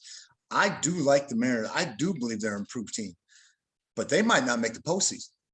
There's no way they don't make the postseason. They might have to win that division to do it, because you're talking about you could have potentially 3 teams again out of the East. And we'll talk about the playoff scenario, but there's no way 3 teams are getting out of the AL East. I'll tell you that. All right. I'll tell you that right now. That's not happening again. See, Big Homie, this is when you're a fan of a team that doesn't play with big boy baseball. Where you're not out there playing against contenders all the time. Dude, neither one of us said anything about Boston. Wait a minute, neither one of us gave Boston no kind of love.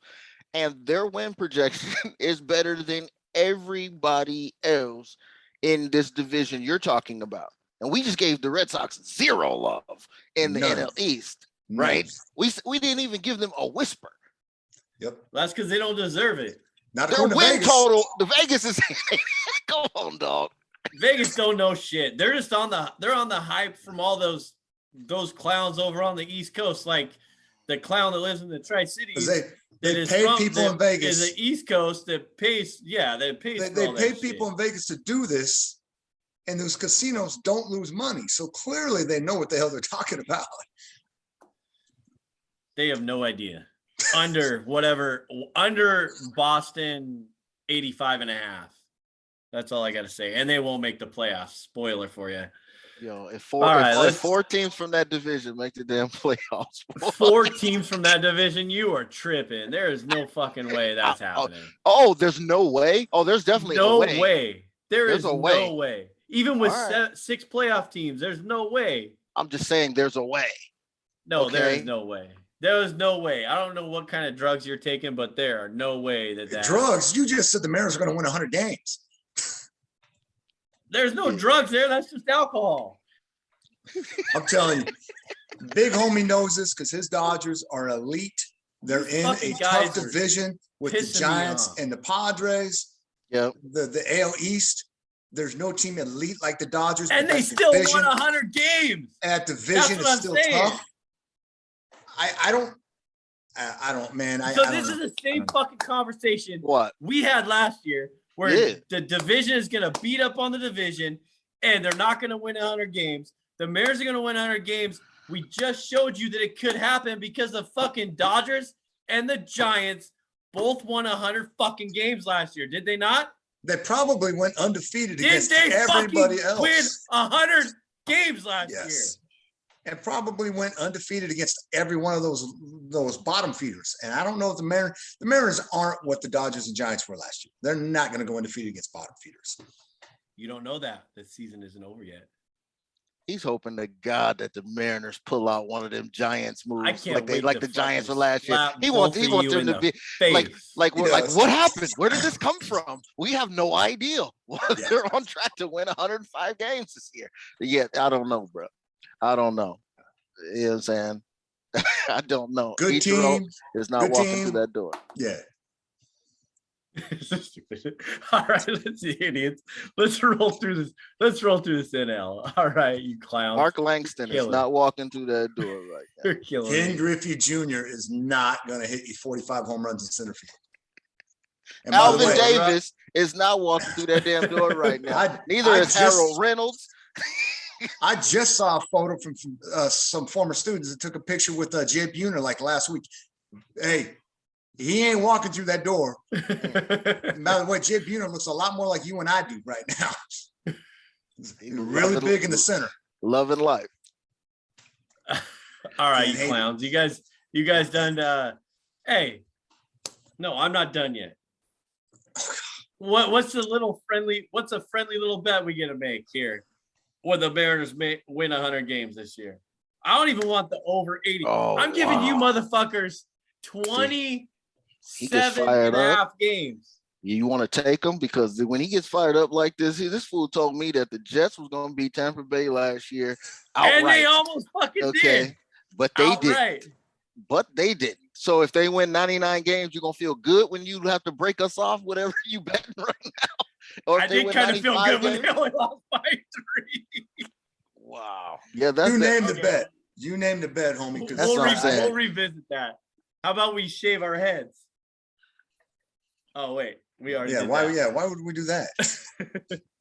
Okay, let's revisit that when I'm not so fired up. See, you guys got me suckered into that because I knew what you were doing. I ain't happening. I ain't playing that game. Let's get into the NL East. Get into the NL East. By the way, when were these projections updated? And I am talking about the NL East. I'm not trying to go back to the AL West. Because remember, a couple they just said weeks ago Jacob DeGrom. Okay, because Jacob DeGrom is going to be out for most of the year. They're saying they don't know when he's coming back or if he's coming back. So when we get to the NL East, that's why I wanted to know how long ago you got these over-unders, because that one has got to have dropped significantly. I pulled mine yesterday I pulled my win totals from Vegas Online yesterday. Okay. So if it's a half a why don't you roll through those, homie? All right. So we got NL East. We have your World Series champion Atlanta Braves. Win total 91.5. Spoke about New York Mets 88.5. Philadelphia Phillies 86.5. The lowly Miami Marlins 77.5, and the even lower Washington Nationals 71.5. So it looked like from your projections, looked like Philly went up 1 and Miami went up 1 from what I saw a couple weeks ago. And let's see, I know Philly won and Miami lost. So I don't know if because it's always moving. So, but I don't know if they saw something crazy. But what y'all think? Right here? The champions got what it takes. Real quick, we went through so the NL East last year, Atlanta 88 made the playoffs, obviously, won the World Series, obviously. Philly 82, New York Mets 77, Miami 67, Washington 65. I think I'll throw this out there right now. Philly, I don't know what has gone on with Philly. I mean, that team, remember, they fired the guy who's now running the show with the Giants because that talent is young and as good as it is. It's just, there's something going on there. It's just never been able to come together. I look at it, the Braves, I think, actually got better because you've got Matt Olson to take in for Freddie Freeman. And I'm not saying that he's better than him, but you've replaced something with something. And then remember, Ronald Acuna was gone he was gone for forever last year. So I think the Braves got better as a returning world champion. I could see them at 94, 95. So I take the over on them. I think the Mets are below 88.5. I just don't see it with Max Scherzer at his age. He's going to have to go a lot now with DeGrom gone. I just don't see it at 88.5. And I don't want to talk about the bottom two because you get down. Who cares? The Phillies and that's why I said the Phillies first. I honestly don't know what to do with that team. That team should have been in the playoffs with the talent they've had a couple of times by now. Instead, they're not going. They had 1 year where they had a losing record, fired the manager, and that dude went and won 107 games with the Giants. So don't tell me he can't manage. Clearly, it wasn't bad coaching. So I don't know what to do with the Phillies. They're a tough team because they're loaded with talent, but they always underachieve. So I'd go under 86.5. Wow. See, so okay, go ahead. Wait, who was that? Under 86.5? Philly. Yeah. Philly. I would co-sign everything you just said, except for, with the same Philadelphia observation, except for I think that this is the year Philadelphia figures it out. They could. They got all the talent in the world. I mean, what the hell? Yeah. What are they doing over there? Yeah. You know what I'm saying? Bryce Harper might be like the oldest dude on the team. You know what I'm saying? They're not old dudes. They've collected talent. They did a good job with their minor league system that brought this talent in. They've spent money appropriately where they needed to. Again, Bryce Harper being one. I don't get it. I don't know what's going on in that locker room that they had the same. They had the same team this year. They brought in Kyle Schwarber and Nick Castellanos, right? Right. They still have Didi. They still have Segura. They still have Hoskins. They still have Romito, Nola, Suarez, Gibson, Efron. There's talent, dude. Every one of those guys you just mentioned, except for Didi, who's on his way down. Every one of those dudes is talented. I don't know what it is in the locker room because, again, it's easy to look at a team that's got that much talent and not play well 82? And say it's coaching. But then the coach got fired. The manager got fired. He's the one winning 107 games with the Giants. That's a good point. I don't know what's going on there. So I'm going to say under, but I also agree with Homie. They could win the damn thing, but I'm going to go with under. That's just what I am. I'm going with under as well. But I wouldn't be shocked if that team clicked under Girardi and won 95 games. That's because I'm going with the Mets winning over 88.5 easy. They'll get not easy. They'll get to 90s one way or another. I think they're. What'd you say? DeGrom, right? He's already hurt. He's out for a long time. He's out. Already on the IL, but they didn't have him last year either. Yeah, they did. They had him for like 15 starts. He had a 1-run ERA. Yeah, but basically half the season. Yeah, and then you got a washed up Max Scherzer, who probably won't last that long. But you still have Taijuan Walker. Oh, now I got to pull this up. Yeah.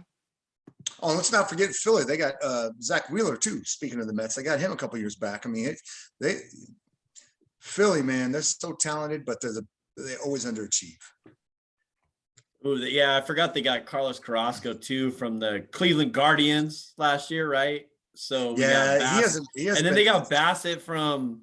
So they pulled people from other teams to fill their starting rotation after they lost Syndergaard, right? Right. So DeGrom, it only says. Oh, it just says 10-day DL or whatever. But yeah, he's going to be out for a bit. But I don't know, man. If you're talking about offense, Homie likes to talk about offense. You still have Alonso, McNeil, Escobar, Lindor, Cano and Nimmo and Marte.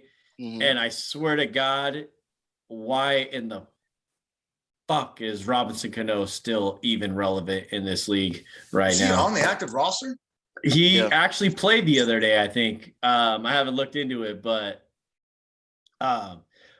still available. Isn't was it Conforto from the? Yeah, he's still a free agent. He's still a free agent. How the hell is that possible? I don't know. I'm taking the Mets. I rolled with it last year as the Mets and the. I had them somewhere in here, but I don't know. My problem too is I don't like Bucky. I'm going with the over. I don't like Bucky Showalter. I don't like. No wait. Okay. Oh, you are an idiot. You do not like Buck Showalter? How in the hell do you not like Buck Showalter? He sticks up for his fucking players, and he's out there busting their ass. He is the modern day Earl fucking Weaver, baby. Right. So old coaches in a new game. It's a whole new game.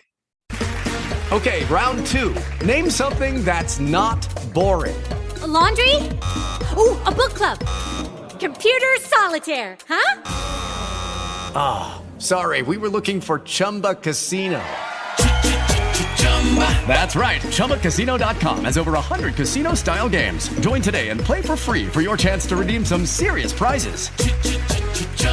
ChumbaCasino.com. No purchase necessary. Void where prohibited by law. 18+ terms and conditions apply. See website for details. Judy was boring. Hello. Then Judy discovered ChumbaCasino.com. It's my little escape. Now Judy's the life of the party. Oh, baby, mama's bringing home the bacon. Whoa, take it easy, Judy. The Chumba life is for everybody. So go to ChumbaCasino.com and play over 100 casino-style games. Join today and play for free for your chance to redeem some serious prizes. ChumbaCasino.com. No purchase necessary. Void where prohibited by law. 18+ terms and conditions apply. See website for details. I don't fucking new game. What do you mean? It's baseball. No, it's a mentality though. If your coach says that this is the way that we're going to do things, and it's archaic, that's what it's going to be.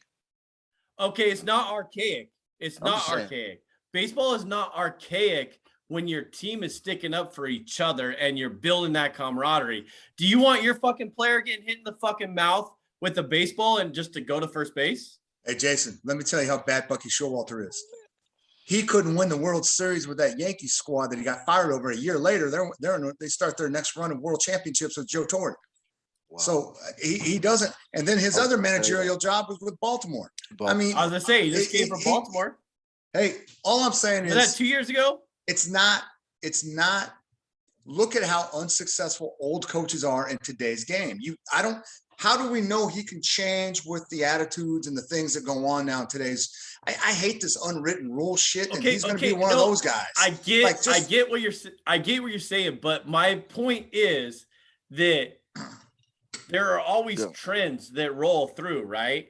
And today's trend are these kids and these athletes are in all levels, and you could probably speak on this better than we can, are getting a little more soft, a little more 100%. Like don't want to be able to be told what to do, don't want to do this.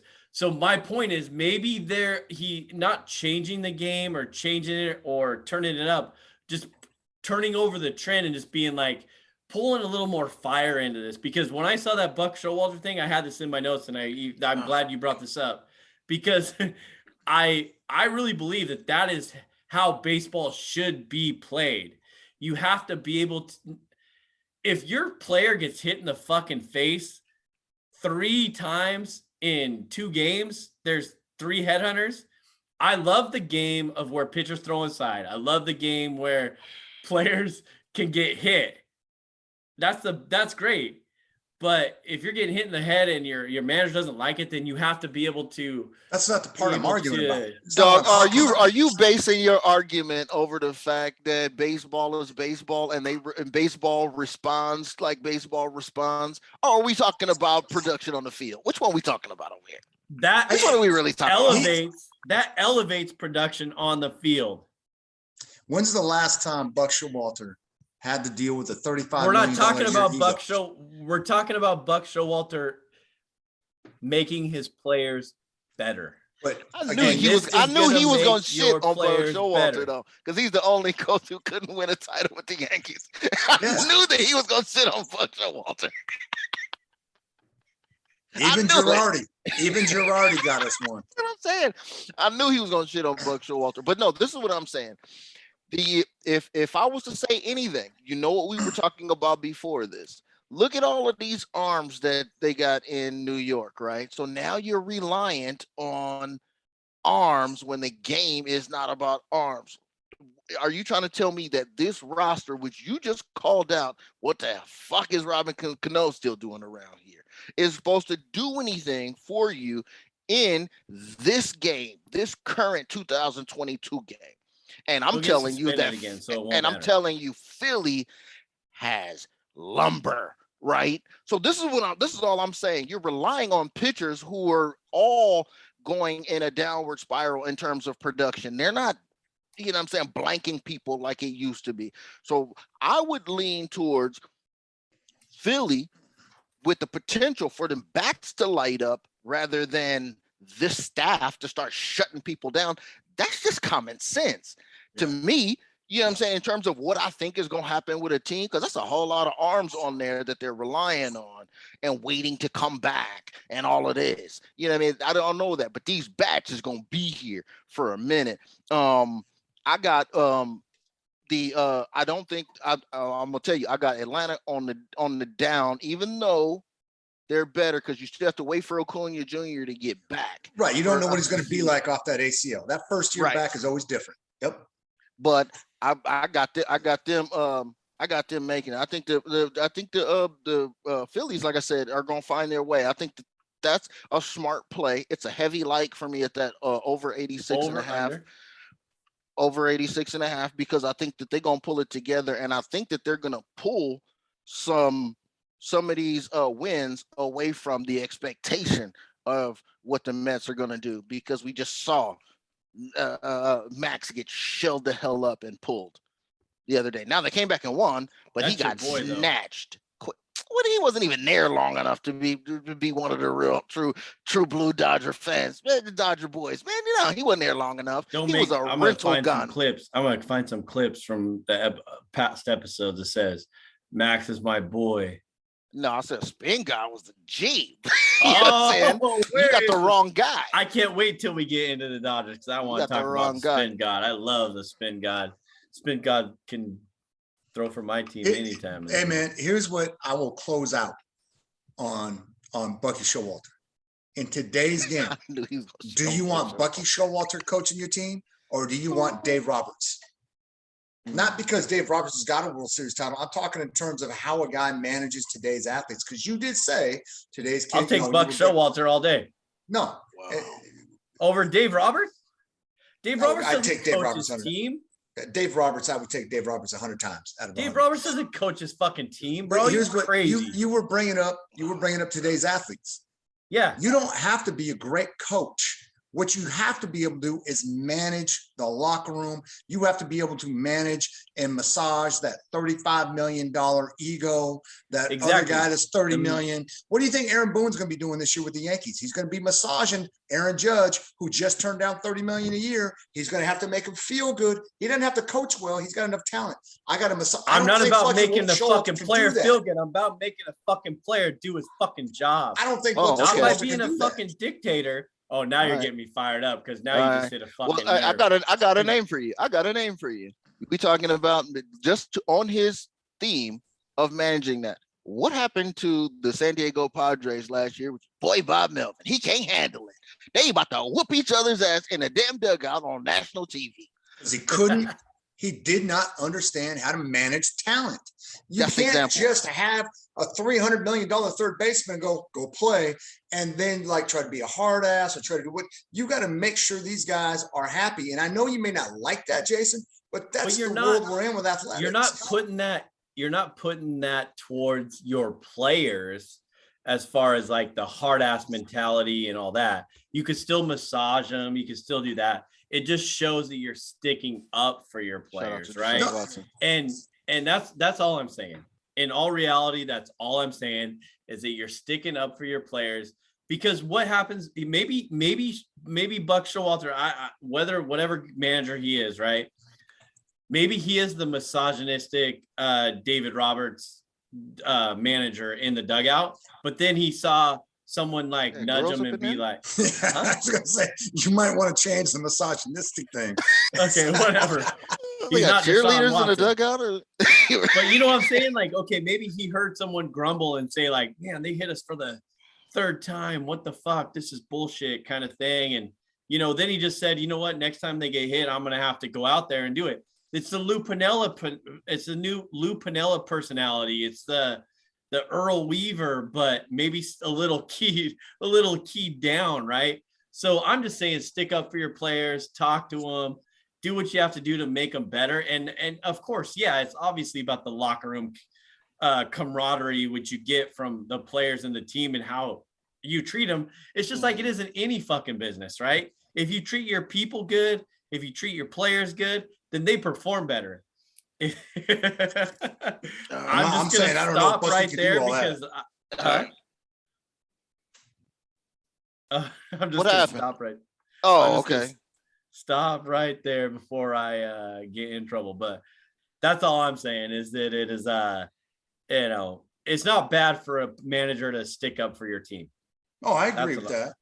Okay, I agree with that 100%. That's what I'm looking for. Well, Vegas is saying that this division could be just as tight as the AL East could be, because they have the Braves at plus 120, Mets plus 200, and the Phillies at plus 330. So they're saying it could potentially be just that tight as those other teams, even in the AL East, even though that's a 4-team race over there. And it could come down to it. I see what you're saying, and I love the fact I was sitting over here thinking, because he gonna hate on Buck Showalter, and sure enough, he did. Because it's the one dude who could not win with a Yankees roster when the boss was still alive, okay, and was spinning big cheese. Okay, he's the one guy. The one dude that couldn't get Paul O'Neill and Derek Jeter and Bernie Williams and that David Cohn and David Wells and Pettit, Rivera. He couldn't win.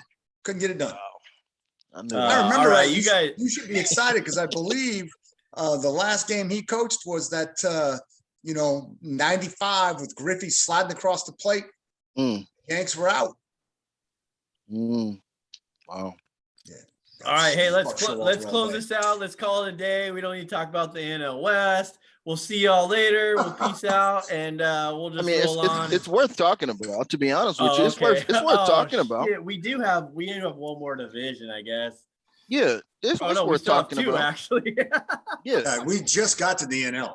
It's worth talking about. Got to the NL. But it's getting fucking dark in here, man. I have to turn on some lights. Hey, but the NL Central. I mean, I don't know if you guys think that a couple of these teams got the juice to make it happen, but I mean, it's pretty much going to be Milwaukee, St. Louis. And I think that St. Louis potentially, I love a good story. Y'all know how I get down. You know what I'm saying? You bring Pujols back. You know what I'm saying? He can, you know what I'm saying, swing the bat for you without having to play the field. I think that could be a good feel good story for them. And I like the over to 84.5 on that. Milwaukee again. I look at Milwaukee again, and I just go, oh, man. Whatever happened, Milwaukee was supposed to be something with my man Braun and Yelich when Yelich got there. They were supposed to do something. And I think I said that they were supposed to do something back in the day. But they did last year. At least they won the division. Well, they won the division. Okay, you got to do, Burns, and then they had the other two starters, and everybody was Yelich about to be being terrible. But see, this is a prime example of what I was talking about with the Mets, if it goes right, because it actually went right for them last year, because it was Peralta, it was Burns, and it was Woodruff, I think. All of them was double-digit winners and was slinging, and and they had Yelich and other guys, and they were out there getting it. I don't remember a damn name besides Yelich and Lorenzo Cain and a couple other guys. Golden Wong? Yeah, he's still on the squad. But I was like, I don't understand why. You know what I'm saying? The Brewers were in that position. I didn't understand it, because I was like, I'm looking for the bat production. So that was what they were doing, though, right? Yeah, that was what they were doing. They took that model and said, this is what we are going to do, because look who is in our division. This is look who is in our division. The Chicago Cubs with a projected win total of 75.5. Cincinnati Reds, who we just documented earlier, you know what I'm saying, who is not in the habit of winning regularly. And then even lower than that, you know what I'm saying? We got the Pirates, and then like I said, St. Louis 84.5, Milwaukee 89.5. So that's another situation like the White Sox have, where there's a lot of wins potential to be had on a silver platter, ready for you when you go to Pittsburgh or when Cincinnati comes to the house. So I don't know, but I mean, I think that this division could get a little bit of hype. I'm not going to say better, because, whenever you have, one of the Japanese stars come over, and the Cubs took advantage of one of them with the new Suzuki cap over there. He was struggling in the beginning, but I think he'll catch on in a minute. He knows what he's doing out here, and that'll be nice, but it won't be enough for the Cubs and the Reds to be able to shout out Aaron Jones. Where's Aaron Jones at to give us his Chicago Cubs insight? He ain't here, and plus they ain't gonna make an impact. Okay, they're not going to make an impact. They're not going to be able to do it. So it will just be for me thinking that I don't think that Milwaukee can duplicate that level of production again because I didn't understand it last year. This is my frame of thought. So I would take them under that 90 wins because they're 89.5. I would take them under there, and then I think I got the Cardinals picked as a division winner in here. So I think that they're naturally going to be over to the table, to the group. I really like what Adam Wainwright's done. That guy's revitalized his career. Yep. And again, I agree with what you said with the story of Pujols, but then you got, Nolan over there at third base from the Rockies. I really like the Cardinals. I think in that division, they can do some things. I want to see what Yelich becomes because it's easy to see guys like that. Bellinger's another one. Homie called it 2 years ago. Where you have that skinny dude that generates all that power, but it's kind of like that Don Mattingly back. Get paid, no play. Because you got to put so much effort into it. So I want to see what Yelich returns to, if he can return to any, what he was.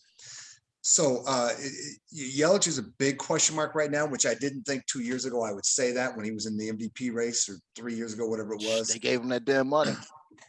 Yeah, that's what I'm saying. Homie called it. I do want to see because Yelich is going to be huge in that lineup. I don't know how many times. Exactly. I don't know how many times Milwaukee can continue to compete in any division without Yelich. Sooner or later, they're going to need Yelich to show up and hit 40 home runs again. Otherwise, it's time to start kind of retooling. So I really like where the Cardinals are at. I think the Cubs, even though they've gotten off they blew somebody out today, but they're going to be that team that they blew out. The Cubs blew out the Brewers today. Did they? I think the Cubs are going to be that team that's going to be down there with. They're going to basically be praying that Pittsburgh keeps going trending the way they are to keep themselves out of last place.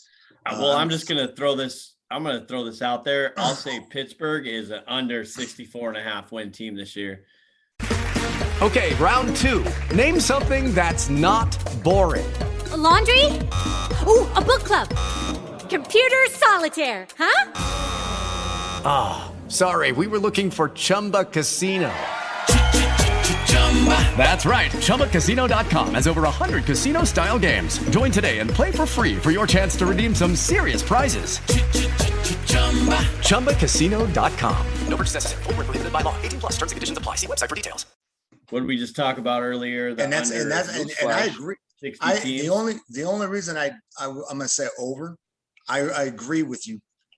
I don't think they're going to win 60 games, but it's just so hard to lose 100 games. I know we always have a 100-game loser. It's just so hard to do it because you're going to catch breaks here sooner or later. I could. But they lost, and this kind of sucks too that we're doing this a couple days later because obviously we're just already in our mindset, but they signed. In Pittsburgh is what I'm talking about. They signed Brian Hayes to like an 8-year deal or whatever for a multi-million-dollar deal, who's coming off an injury. And the first at bat or the first game or whatever, he goes back on the IR because he hurt himself again. Yeah. So kind of like you were talking about with DeGrom, right?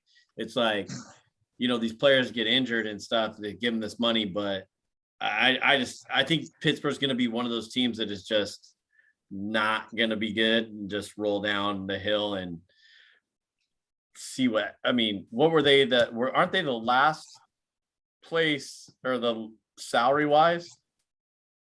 Are they behind Tampa Bay and Kansas City and Oakland? Let me see. I'm pulling. It's gotta be tough to be behind Oakland in salary. Yeah. Pittsburgh. It's Pittsburgh, Oakland, Baltimore. So 28, that's 29, the bottom 30. three. Pittsburgh's 28. Yeah. We got dozens of players making more money by themselves than those whole than one rosters. Team. That's just that's another discussion that's for another day, right? But we all know that. So that's my take on the NL Central is I like Milwaukee under 91.5. I just like homie was saying, I don't understand how they won that many games last year. Pittsburgh under 64.5, just because I don't want to see them fail, but I don't think they deserve to win. You know what I'm saying? They don't deserve to win.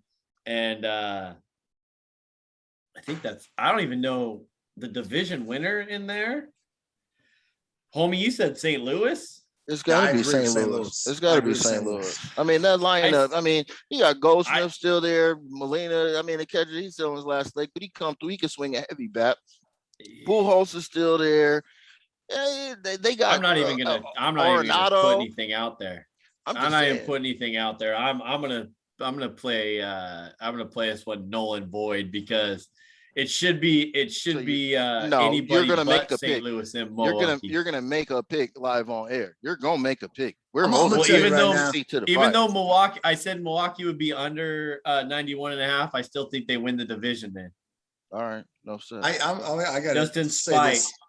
The NL Central is like the NFC East in football. You're winning a bad division. It's just a bunch, and that's where a team like the Cardinals and the Brewers can get that fake record because there's just so much bad baseball there that they've got 3 teams that they can easily both go 16-3 against, right? So that's 48 wins. If you're talking about a bad division, I mean, the AL East, the Atlanta won it with 88 games. Milwaukee and St. Louis both had 95 and 90 last year. So I think that division is worse. I'm talking about, but again, we've got a lot of question marks with Milwaukee, right? With Yelich. Oh yeah, I agree, 100%. And then you've got a couple of teams there that might be 2 of the 5 worst teams in baseball in that division too. Because the Cubs, I know the Pirates are going to be terrible, and then the Cubs, I don't know. I don't know about the Cubs. I don't either. So I think you got 2 teams that can win 48 games in their division against the 3 weaklings in their division. So, well, talk a little NL West, or should we just close up shop and call it a day? You know, the UFC's on tonight. I got to take a lead. This one could be pretty interesting, depending on what you guys think. I can get my stuff out the way real quick. The Dodgers finished we have to talk about it. There's nothing to talk about the NL West. Look, I mean, really, what's going to happen? I mean, the Dodgers are going to lose 100 games. Don't disrespect anybody on Think Blue Week. Okay, it's Think Blue Week. You don't disrespect. But look, seriously though, everybody knows what the Dodgers did. The Dodgers have become, and they took a note from the boss. Okay. Hey, real quick though, homie. Sorry. Let me stop you for a sec. Can I just roll through what we picked last year real quick on the Dodgers, the NL West? Oh, let's do it. Yeah, let's roll through what we picked last year on the NL West. So we had the Dodgers over under 102.5. I said under. Obviously, that wasn't right. Homie actually said under 102.5 too, but that wasn't his homer pick. He was just being real. And also Barcot, we all were straight across the board because I don't think a lot of us thought that a lot of teams would actually win 100 games, last year. Mm-hmm. In all honesty, right? Coming out of COVID and all that kind of stuff. Yeah, and all that season. What else do we have anything else on here? Actually, that was really it. For last year, but like we referenced to before, we had the Giants at 107 and the Dodgers at 106. You went down to game 160, 60, 61, 62, and 63, 62 or whatever, right? So that was a great way to end the year. But this year, real quick, homie, before you get started, we got Dodgers 99.5 over under, Padres 90.5. Oh, that's changed. Okay.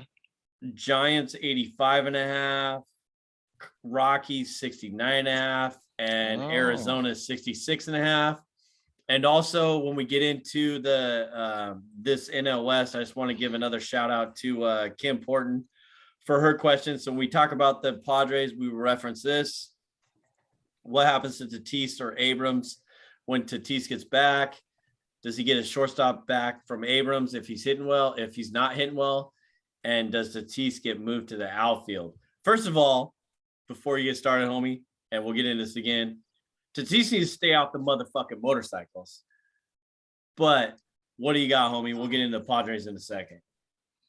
In-depth Padres insight from Stix over there.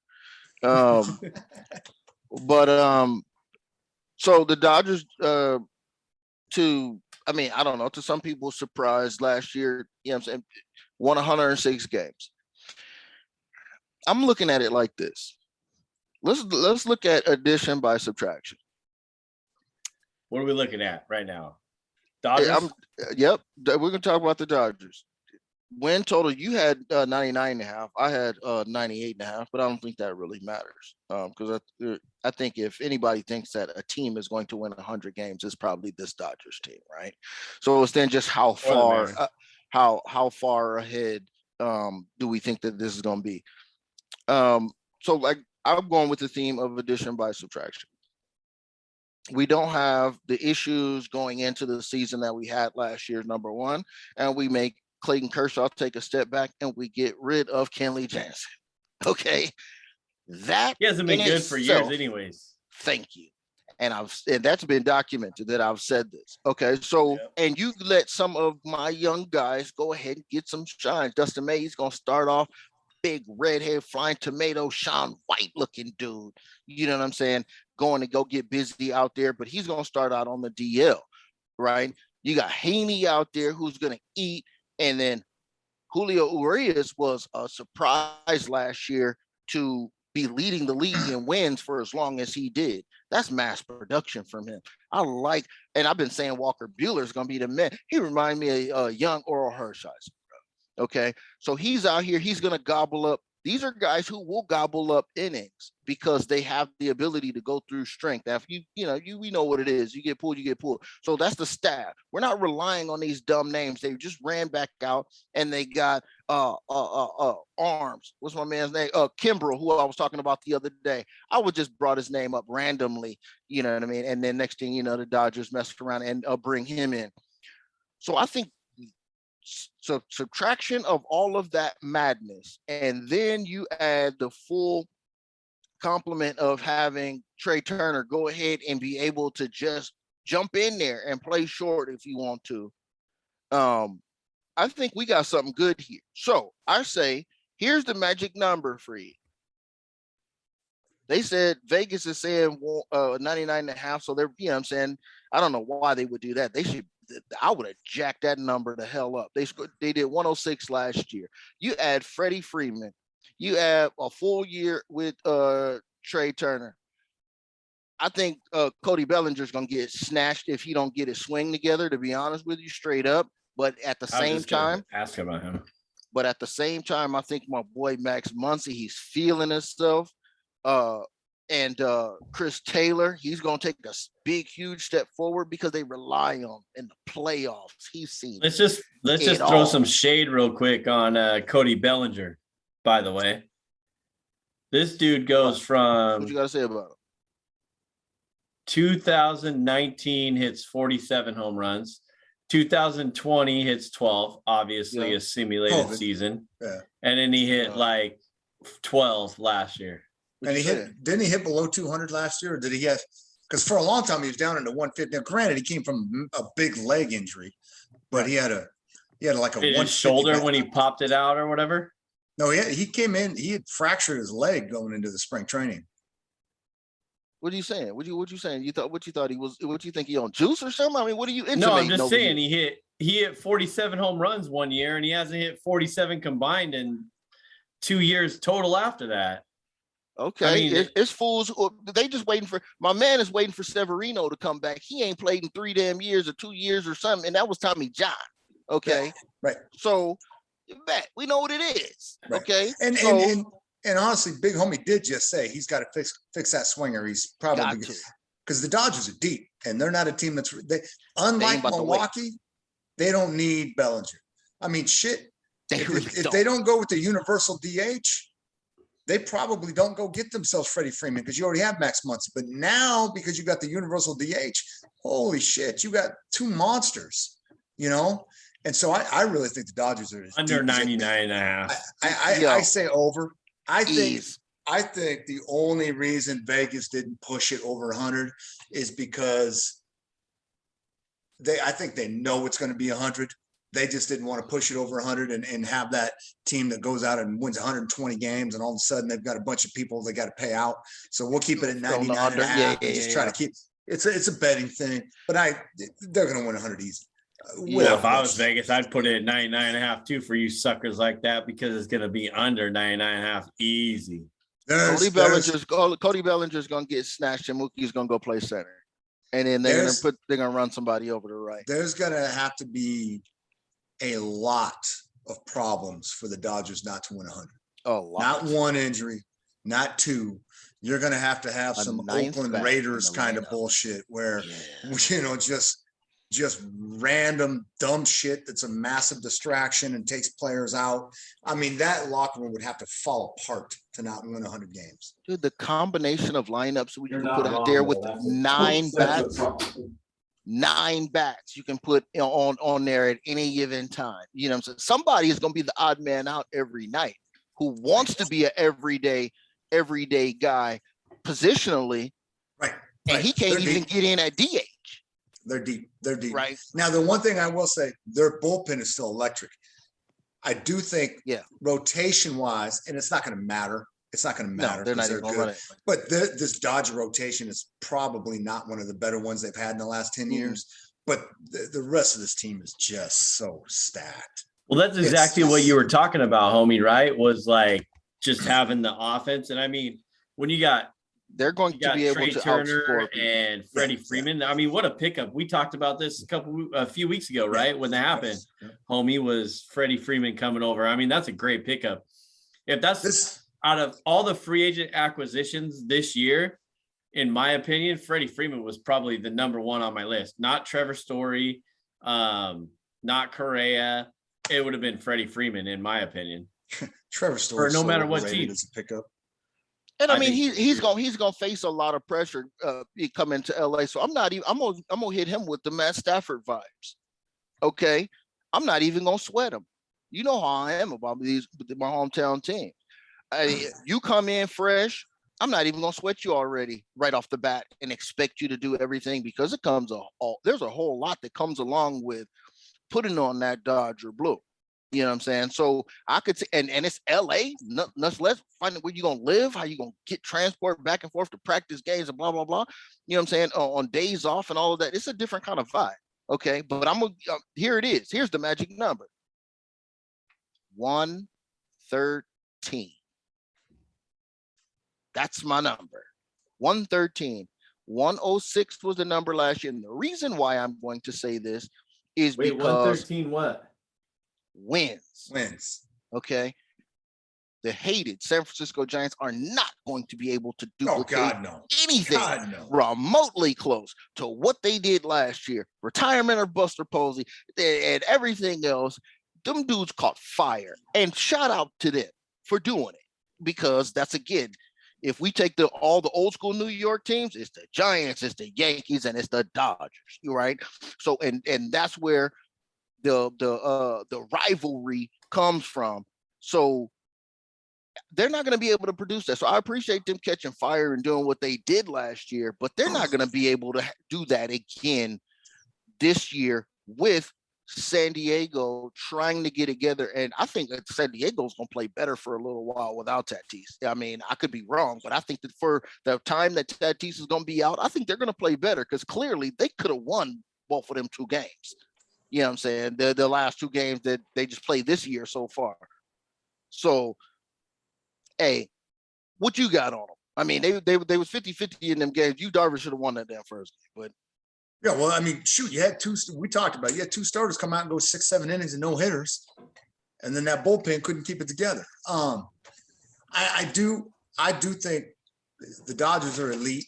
I think the Padres will probably win 90 to 93 games. I think they were at 90.5. I would go over on it, but I still think the Dodgers are so elite that even if the Padres win 95, they could lose that division by 10, 12 games. The Giants were that one smoke and mirror season. We always have that team that just comes out of nowhere. Like, remember Kansas City? Now, granted, they went to back-to-back World Series, but that first year, who the hell saw that coming after 20 years of ineptitude? Yeah. So I just, and by the way, they were the ones that created the blueprint of, I got a starter that goes like 4 or 5 innings, and I just got a lockdown bullpen for 2 years. You know, that's right. They were the ones that did that. They had a closer with like a 0-something ERA for 2 years.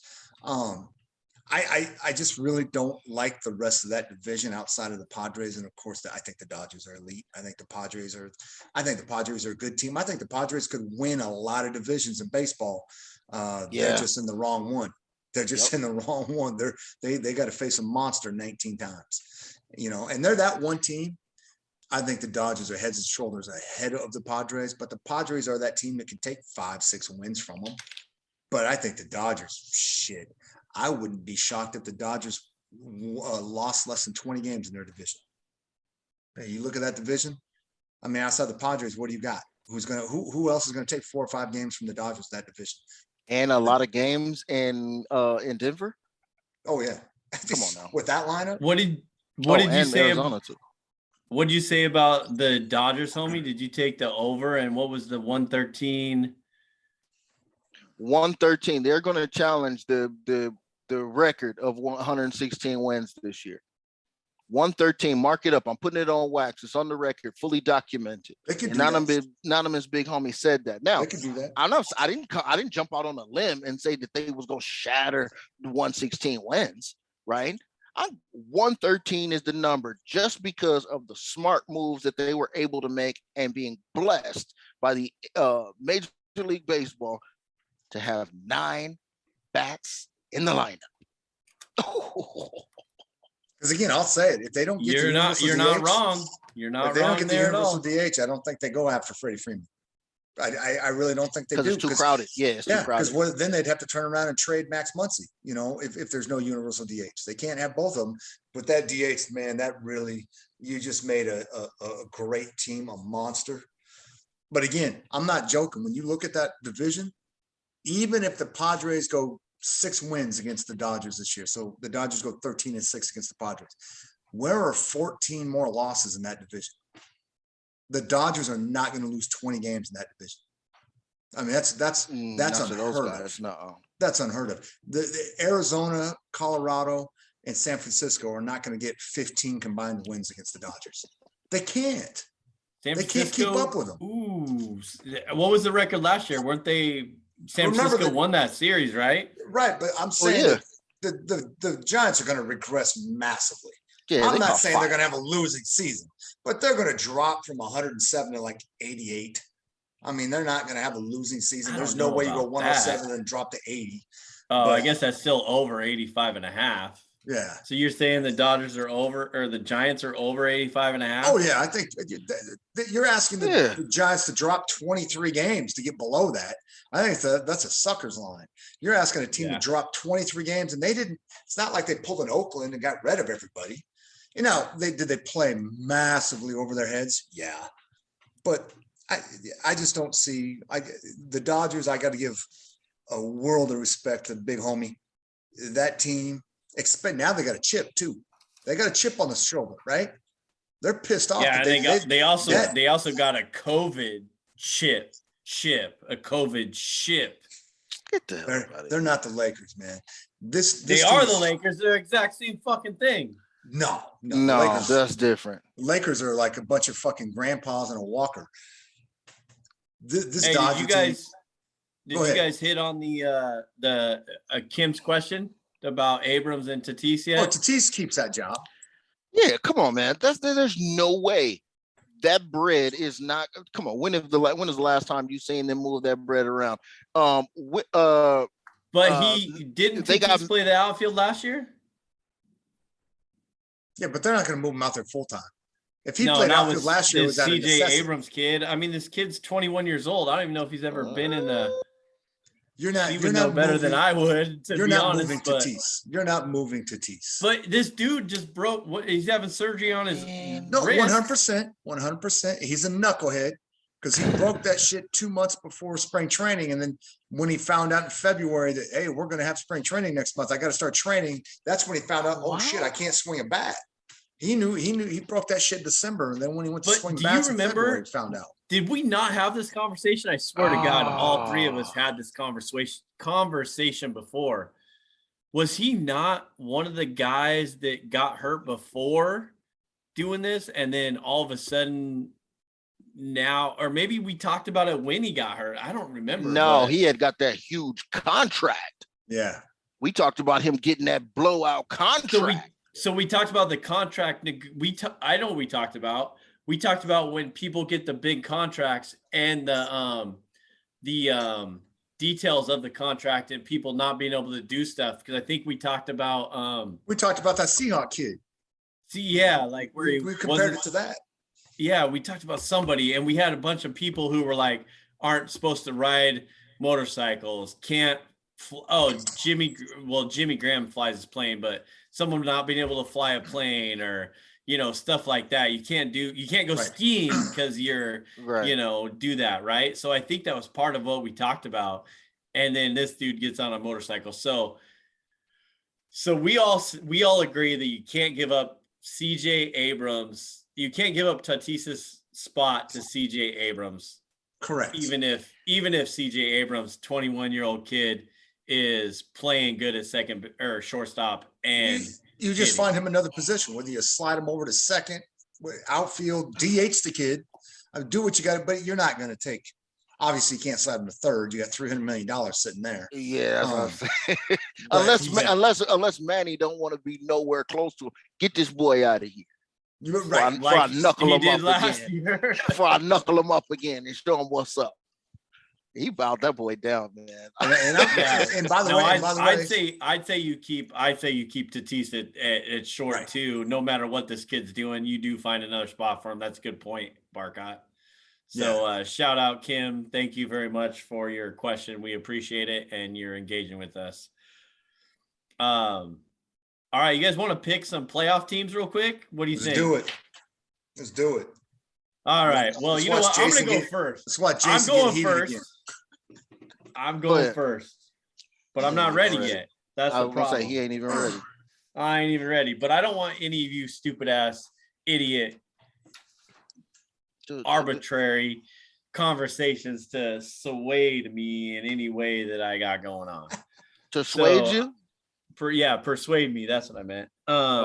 Persuade. Gotcha. Persuade me. So I ain't got time for you, homie. Wait till I'm living in your backyard, homie. You're gonna see a lot more of me, dog.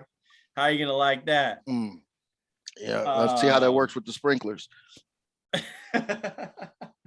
don't know if I'm gonna like it.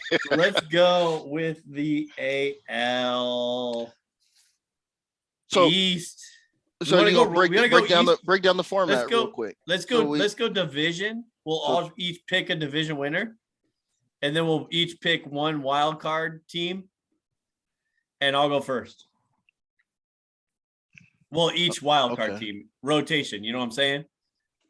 Let's do it. I'll like get a on the train. just like a snake draft. But we'll go AL East, and then we'll just go AL Central, AL West, NL East, NL Central, NL West.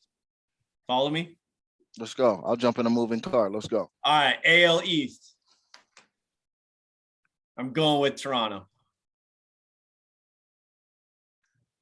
Homie, you're Barcot. Homie, you're the other host. Let's go.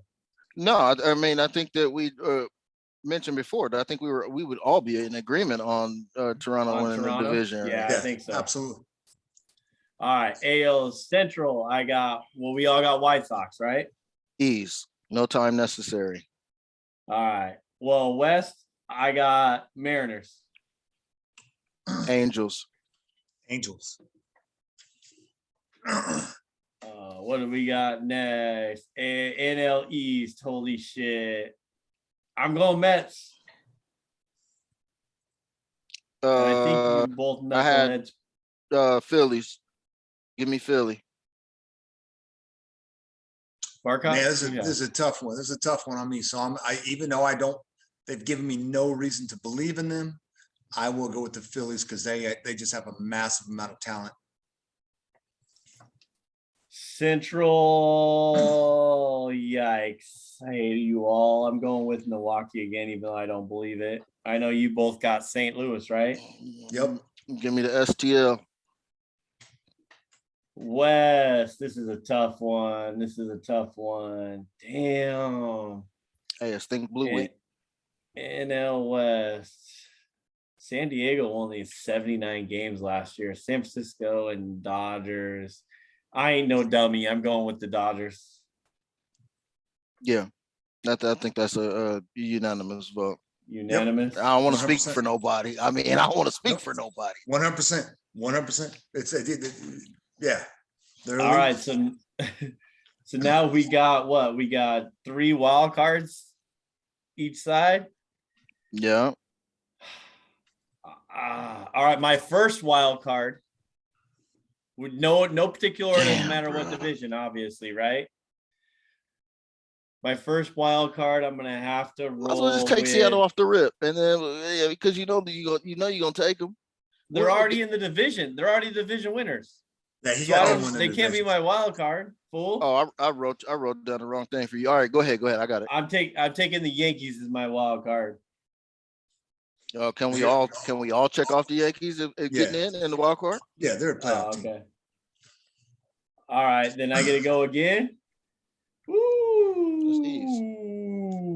Damn! I already said the East isn't gonna get any players, so I'm not doing that. Let's have a. I don't like the West either. Look it. Right. I know. I don't like the West either. Detroit. Oh, okay. I'm going Detroit. This dude's off that Angel dust. I know. Hey, does your job require P tests? Yeah. Don't even fucking say that word in my entire. Yeah. Get me all fired up. All right, so you're going. Look, what did you actually say? I mean, Detroit. I said Detroit. Detroit's another wild card team. This motherfucker serious. Okay, look. I thought this was like saying Comic View or something. No, clearly, like I said, I gotta stand by what I said earlier and take Tampa Bay. But then it's gonna get tough for me. This is gonna get tough for me because I really think that you know what I'm saying. Go ahead. I will take Boston as my number 2 wild card. Hey, I'll have it. You guys are tripping. I already said you said 4 teams though, homie. You said 4 teams from the AL East would make the wild card. He said 4 teams. I said 4 teams could. Okay, so I could pick 3 and be okay because I said you're tripping if 4 teams did. Yeah. Okay, but I'm not. I'm gonna take. I'm gonna give a. I'm gonna take. Is the clock started yet? Bro, this is hard for me, bro. You know what? I ain't even playing. I'm gonna take the Angels to get that last wild card. They might get lucky if they even make the playoffs. It was just them and the Cleveland Guardians. They're kind of the same team. So I'm gonna give the edge to the Anaheim Angels. Shout out Rudy. Almost gave your Cleveland Guardians a playoff spot, but I'm gonna go ahead and give it to the Angels. This fool over here think he's Jerry Seinfeld, but acting like Kramer. You know what I'm saying? He wilding out, man. Look, okay, so this is my thought right here. You don't want to go into what I picked last year. This is where I go. Does Boston have the legs to get in over the Mariners? Right? The Mariners are a 90-win team. Do they duplicate, right? You mean over the Mariners? You haven't even picked them yet? You're fucking tripping. No. Dude. No, he hasn't picked them. No, I have not. But I have neither of you. In my on my prelim sheet, I have the Mariners with an asterisk by the Red Sox. And when he picked the Red Sox, I was like, that's where I would go. But you know what? Just to show some diversity, I'm gonna say Seattle. Because you might have a half a fucking brain to even make the playoffs. They're going to win the division. Because I would basically be standing by what I said earlier by not taking Houston and having a big Houston fall off. And I think that might be the case with Senor Altuve and Bregman and the drum squad they got over there and the trash can drum squad they got playing in the damn fucking subway. All right, Barcot, who's your last and final AL team to make the playoffs? I would have said Houston, but I don't like them, and I don't want them anywhere near the playoffs. So this is a I'm shooting this one out here, and it's going to piss Jason off because they just beat him by 1 run 2 days in a row. It's going to be the Twins. They're going to take that last wild card spot. So neither of you two have any damn sense, because homie had to have been talked into the M's making. When you're a 100-win team, you make the playoffs. Just so you clowns know, right? That was when you win 100 games. Yeah, we heard that was 21 years ago. Playoffs. That was 21 years ago. We heard you. That is true. That is very true. I'm coaching kids that have been raised their entire life, and I teach seniors, and they have been raised their entire life with the Mariners not being a playoff team. That's funny. They don't even know that they don't even know who the Mariners are. Nope.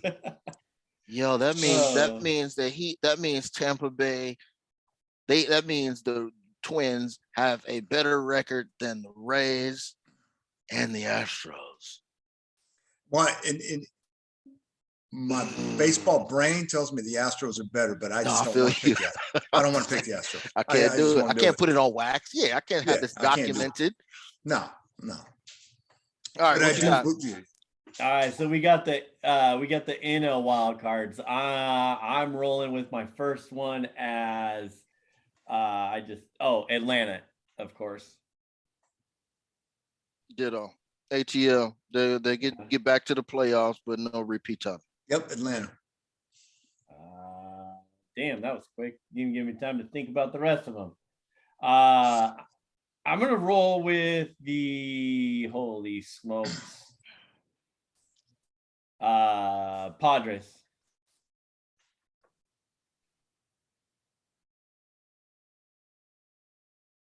That's a dramatic pause for you to get your life together. I know. I wanted to do something else. I'll save that, I think. All right. So out of that division, you had the Dodgers and the Padres making. Yeah. Okay. No, that's safe. Yeah. That's safe. That's safe. Well, I don't like these participation trophy shit. Hey, I have the Padres getting into, like I mentioned earlier, so I'll just stay like that. I thought I was gonna go in order by division, but go ahead. I got the Padres too. Cosign. I will take Milwaukee as my second wild card. There we go. That's who I got. That's who I had in my second right there. Milwaukee. I'll take Milwaukee. So I have no idea why, but Big Homie and I are going to flip flop because he just took the Padres as number 2. I'm going to do, and I'm getting ahead of myself. So they're going to be my number 3. I'm going to take Milwaukee's number 2. You're going to take Milwaukee. I guess if it was a snake draft, I guess that would actually be the way it went. But, yeah. So the Dodgers clearly going to be the number 1 seed. Without question. And how are they doing? By the way, how are they doing home field advantage? I've never understood why baseball doesn't just do home field advantage in the World Series by best record, but how are they doing it this year? Hang on real quick. We'll get to that. We'll get to that real quick. Homie, who's your last wild card pick? Oh, San Diego. No, what was the one after that? Your third one. Okay. Your third one. Milwaukee. Sorry. I just got them in order. Oh, okay. Milwaukee. Yeah, I figured you guys were going with that. So I got to go with the sleeper then, right? You already did that with your AL West champ.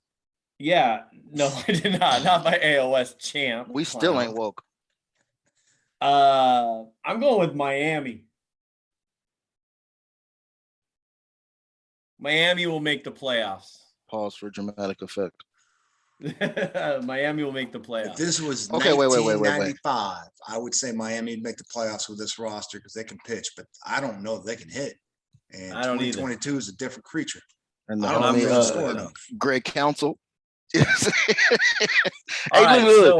Shout out to Greg Counsell making the show. But what? Wait a minute. So what? Your math doesn't make sense now. That's what I'm saying. Now your math. Now you done contradicted yourself. Probably did. All of the coverage. I didn't say nothing about Miami though. I didn't say nothing about Miami. I know you didn't say anything about Miami because they did not need discussion.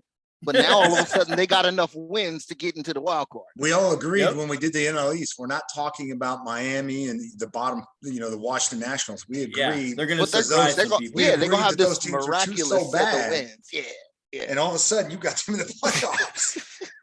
Yeah, I know. I'm all about that money, baby. About that paper. And I ain't getting no paper if these motherfuckers can't score no 3 more goals in the last 5 minutes.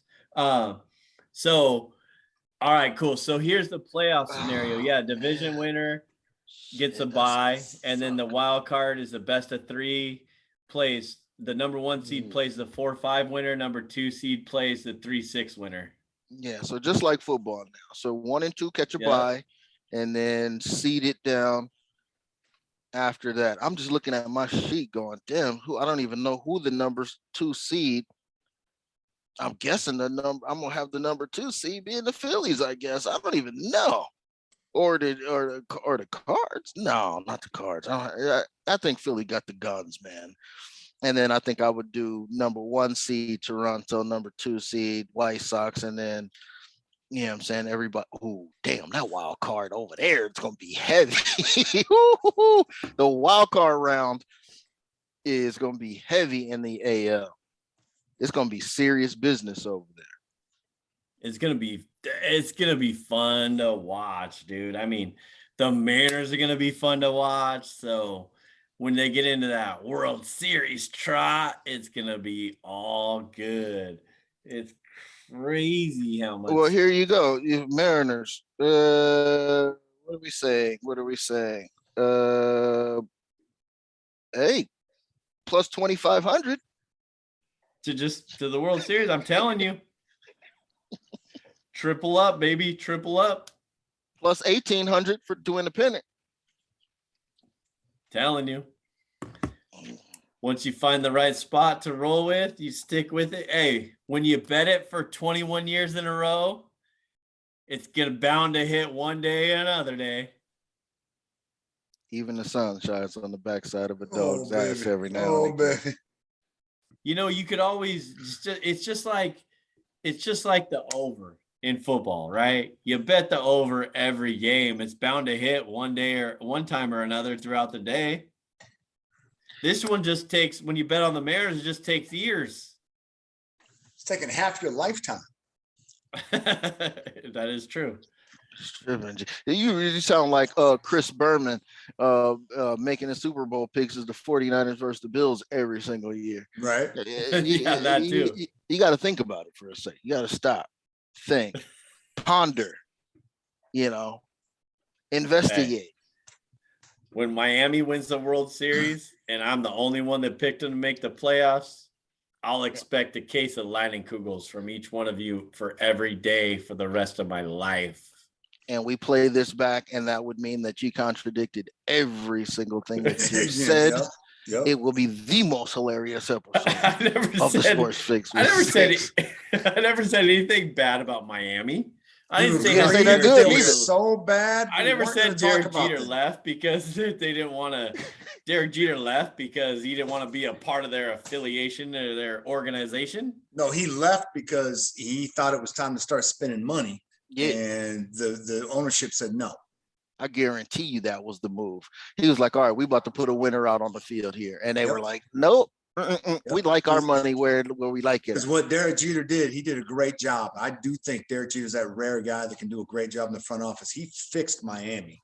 He fixed their finances. He gave them a very good minor league system. That's why even Vegas is like, hey, 78, 79 wins.